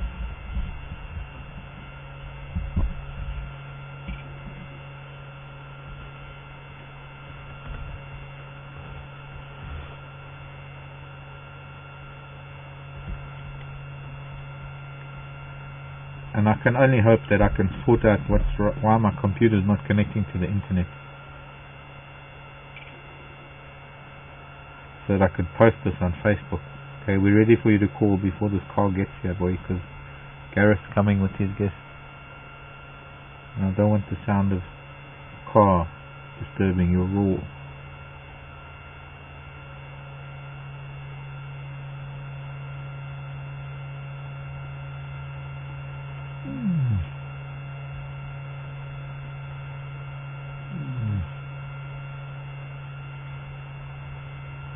There must be something moving down there in the drainage line, because he's listening to something down there.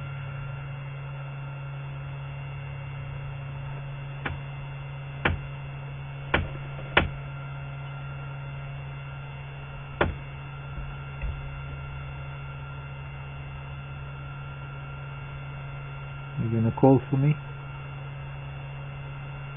Us?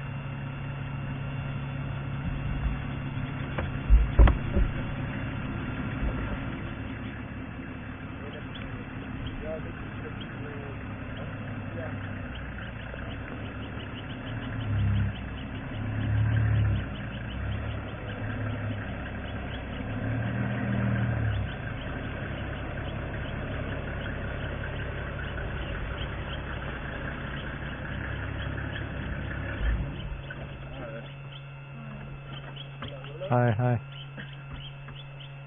No, he wasn't there when you came from.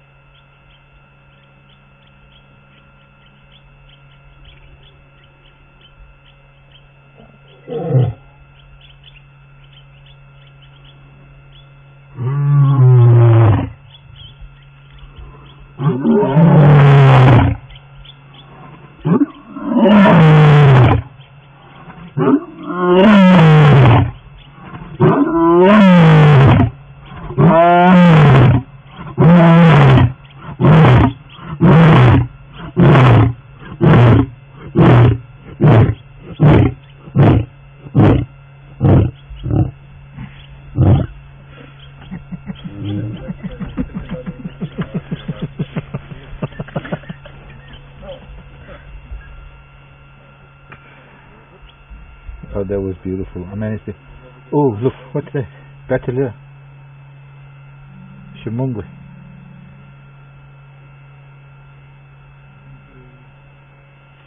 Something.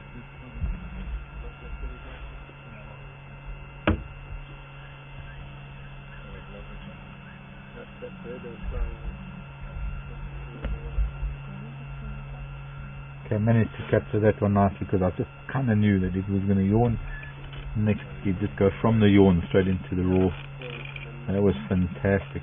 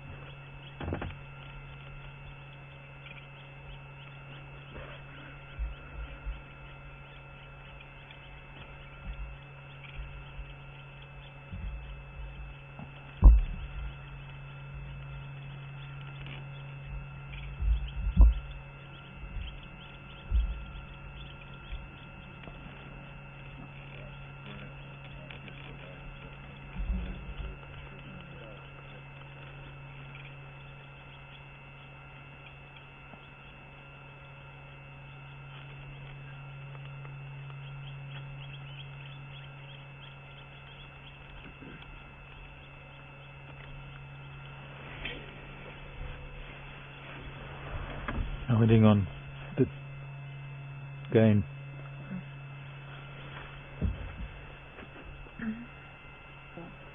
The game is on. Oh, we're still on 0. Huh? 0. No gain or? No game. One game. No.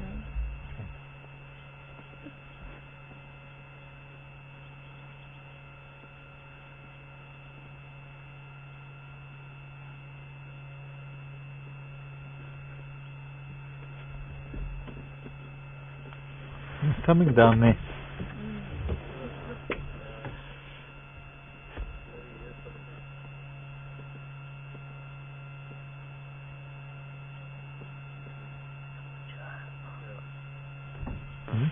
What's your hat?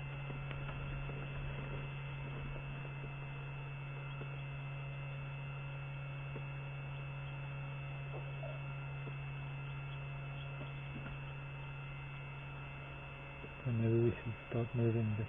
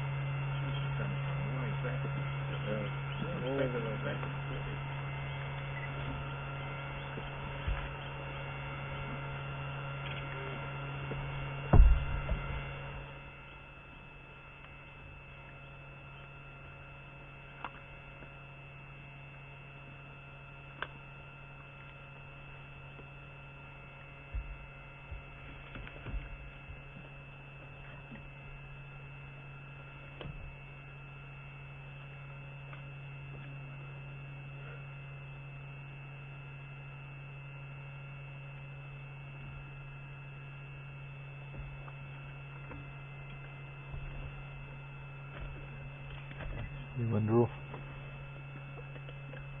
Hmm? I want to give him a hug. Okay. Slowly. Okay. The camera's recording. Remember the camera's recording.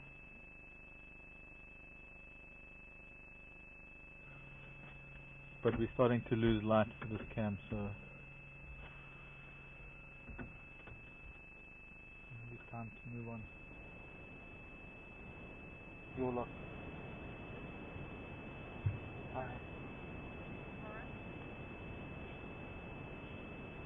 At him, I hope. Yeah. Hopefully down south they'll make an appearance. I want to know. So I'm starting my car now, Wiki. Hope you're not going to mind.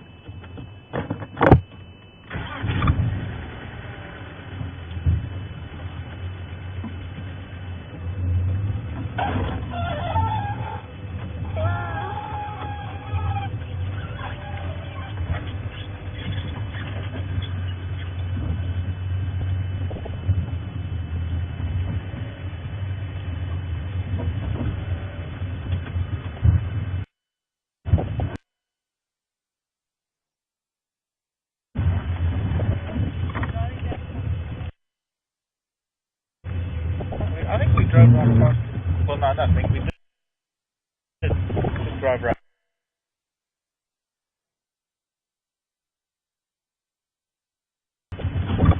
This is leading to Madolangala on Dingaan Road. Yeah, it's unlocked.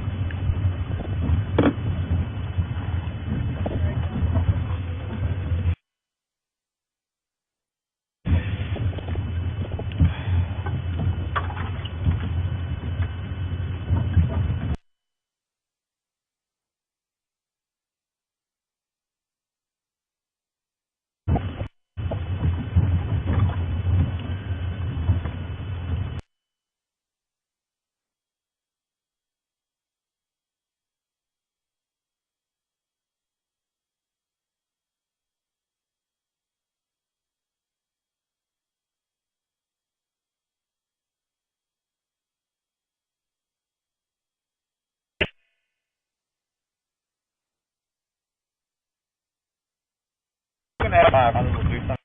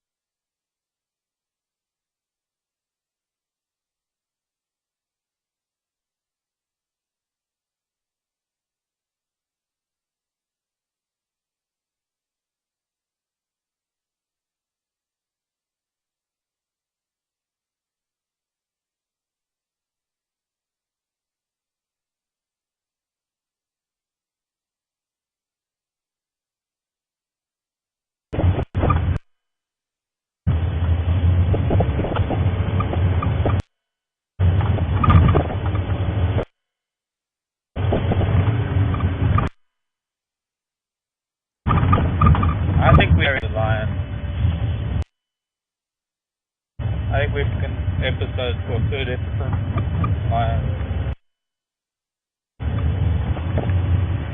Yeah, we might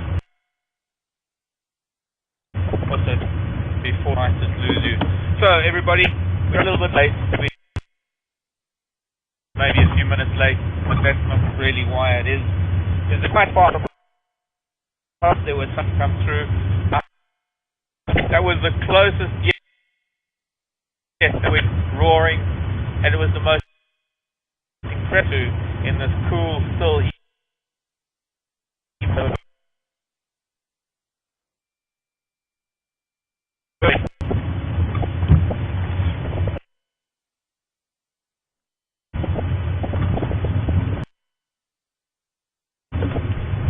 I'm unlocked. Okay, and this little stretch as soon as I start going.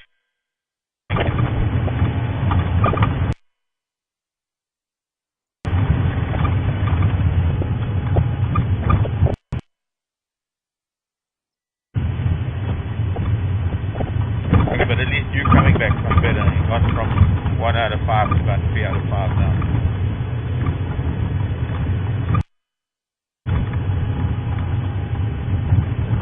No, I think I'll just explain that, look, it's getting dark, we don't have much time. We've got to drive, we've got to be here, so it's on.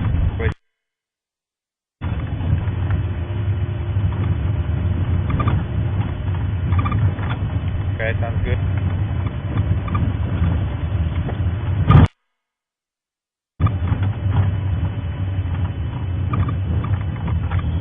Some of you might have still stuck around after the end of what was supposed to be the end of our drive, but we're far away from home, it's getting dark, the cameras don't really do too well in this, but since we've got to drive and we're going to be in signal range, make our way back closer to camp, there were some questions that came through while we were with that line, and I hope some of you managed to join us for that. That was incredible, it was just absolutely incredible. Sitting right, instead of having him walking around roaring, we had him right next to us, even facing us, but rather comical in that towards the end of his roar, you could just almost see how he's reaching the end of his tether here. He's not tether, but he's, I think it's almost like a depression. This poor boy, he's roaring and nobody's answering, and towards the end of his roar, he puts his head on his paws, and he's like, "Up me." Kind of a little type of poor baby. Of course, we don't have to feel sorry for him. He's a male lion. He's a sub-adult big male lion in Africa. He's supposedly the king of the jungle, although we don't have jungle. King of the beasts. Well, I suppose we don't really have beasts. He's king of the bush. Don't say that too loud. Don't let the elephants hear that, because they don't really appreciate it very much, because there's nothing more regal or more dominant or more free and kingly than an elephant. But okay, we'll let the lion believe that they're king, and Walt Disney. And so while we're driving, even though it's dark, you might sort of see a little faint hint of light in front of the vehicle. You're not going to see me much. But there were some questions while I'm driving back to camp. I might as well just answer some of those questions. Otherwise, we've got to drive back in the fight tonight. So, let's go for it. Andy, who's first? Lion questions. Deer.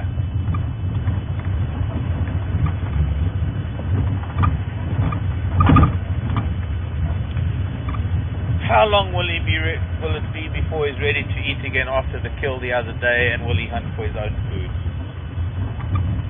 Yeah, it's like you asking me for answering. Asking me to start the answer with it depends.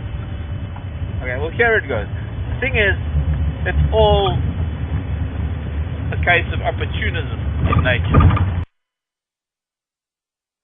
And it could be tonight, or it could be a week. There's no set time period.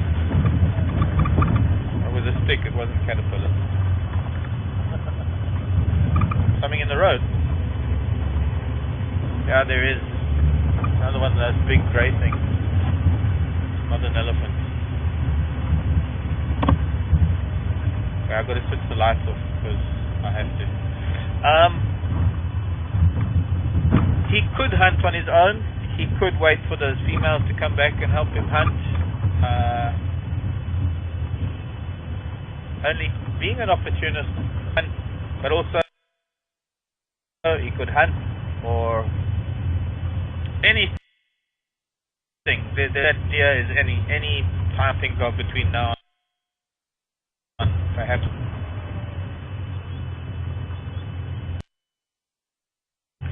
much this morning. I've got a roadblock. Blobs of grey set up on because they don't like it.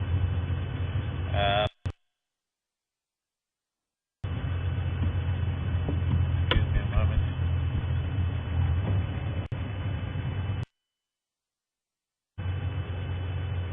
I'm not even gonna... Excuse me, children.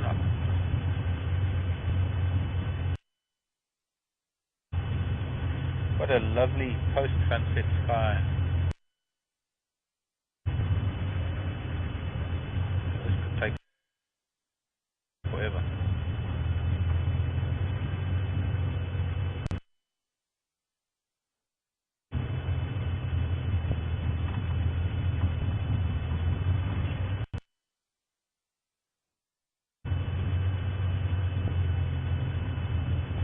So here we are, dry.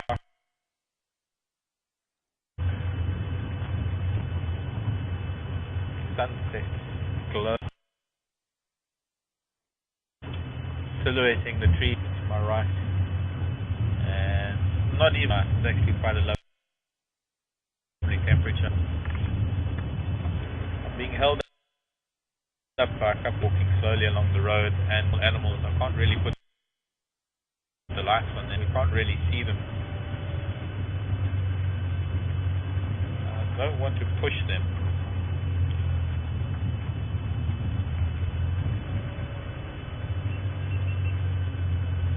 That this male will try and make his own kill, that he'll wait until the females move. The rest of the crowd will.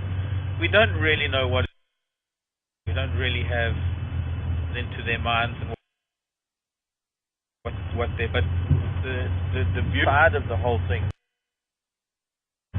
is that we're going to be able to follow for the next. It might actually very well moment that he leaves the pride and bring him, because maybe it's just to move on. Well be that, well, what all this reason as to why this young male is not being answered by the pride, calling and calling. He's not calling he's calling because he was on a kill a couple of nights ago with the rest of his family back to there where the cubs are, and the fact that there's been an area, some influence on whether they're on, I believe it might be in our last one again, sorry Vicky, could well be that they're swing because want to bring him up to where there is another male that might have some impact on his health. But then again, you know, there's another male in the area is going to hear him calling, is going to know there's a young male calling. Could well be that other male comes down looking for him. They did have an altercation a while ago. I've had different answers, I've had different views as to whether they are related, that old male and him. To some extent I have to make up my own mind about these things, but also from what I gather, even then I can't really gather any data details, because one guy says that the big male that's with the pride, or that's been chased by the females of the pride, is a male that comes in from Thornybush, and another guy says no, he's the big male that comes from the pride up in the north. And well, I need I need more concrete evidence. What I need is some photographs of some of the guys to show me who the males are. It's not helping me very much with all the different decisions that I'm getting from different people as to who exactly this lion is. Not him, I'm talking about the one that's been chased by the females. Whether there's also one guy told me that big male that's being chased by the females, because he was being chased a couple of weeks ago, saying that this male is his younger brother and that's why they're not having fights.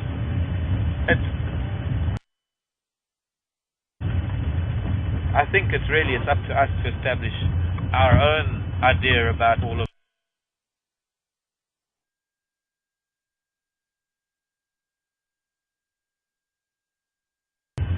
more than we'd be losing sound. Anyways, we're back again, and while we're back again, I'm just going to say goodbye, folks. It's really... I don't have a cell phone. Anyways, we're back to say everyone. Really good now, and... Oh.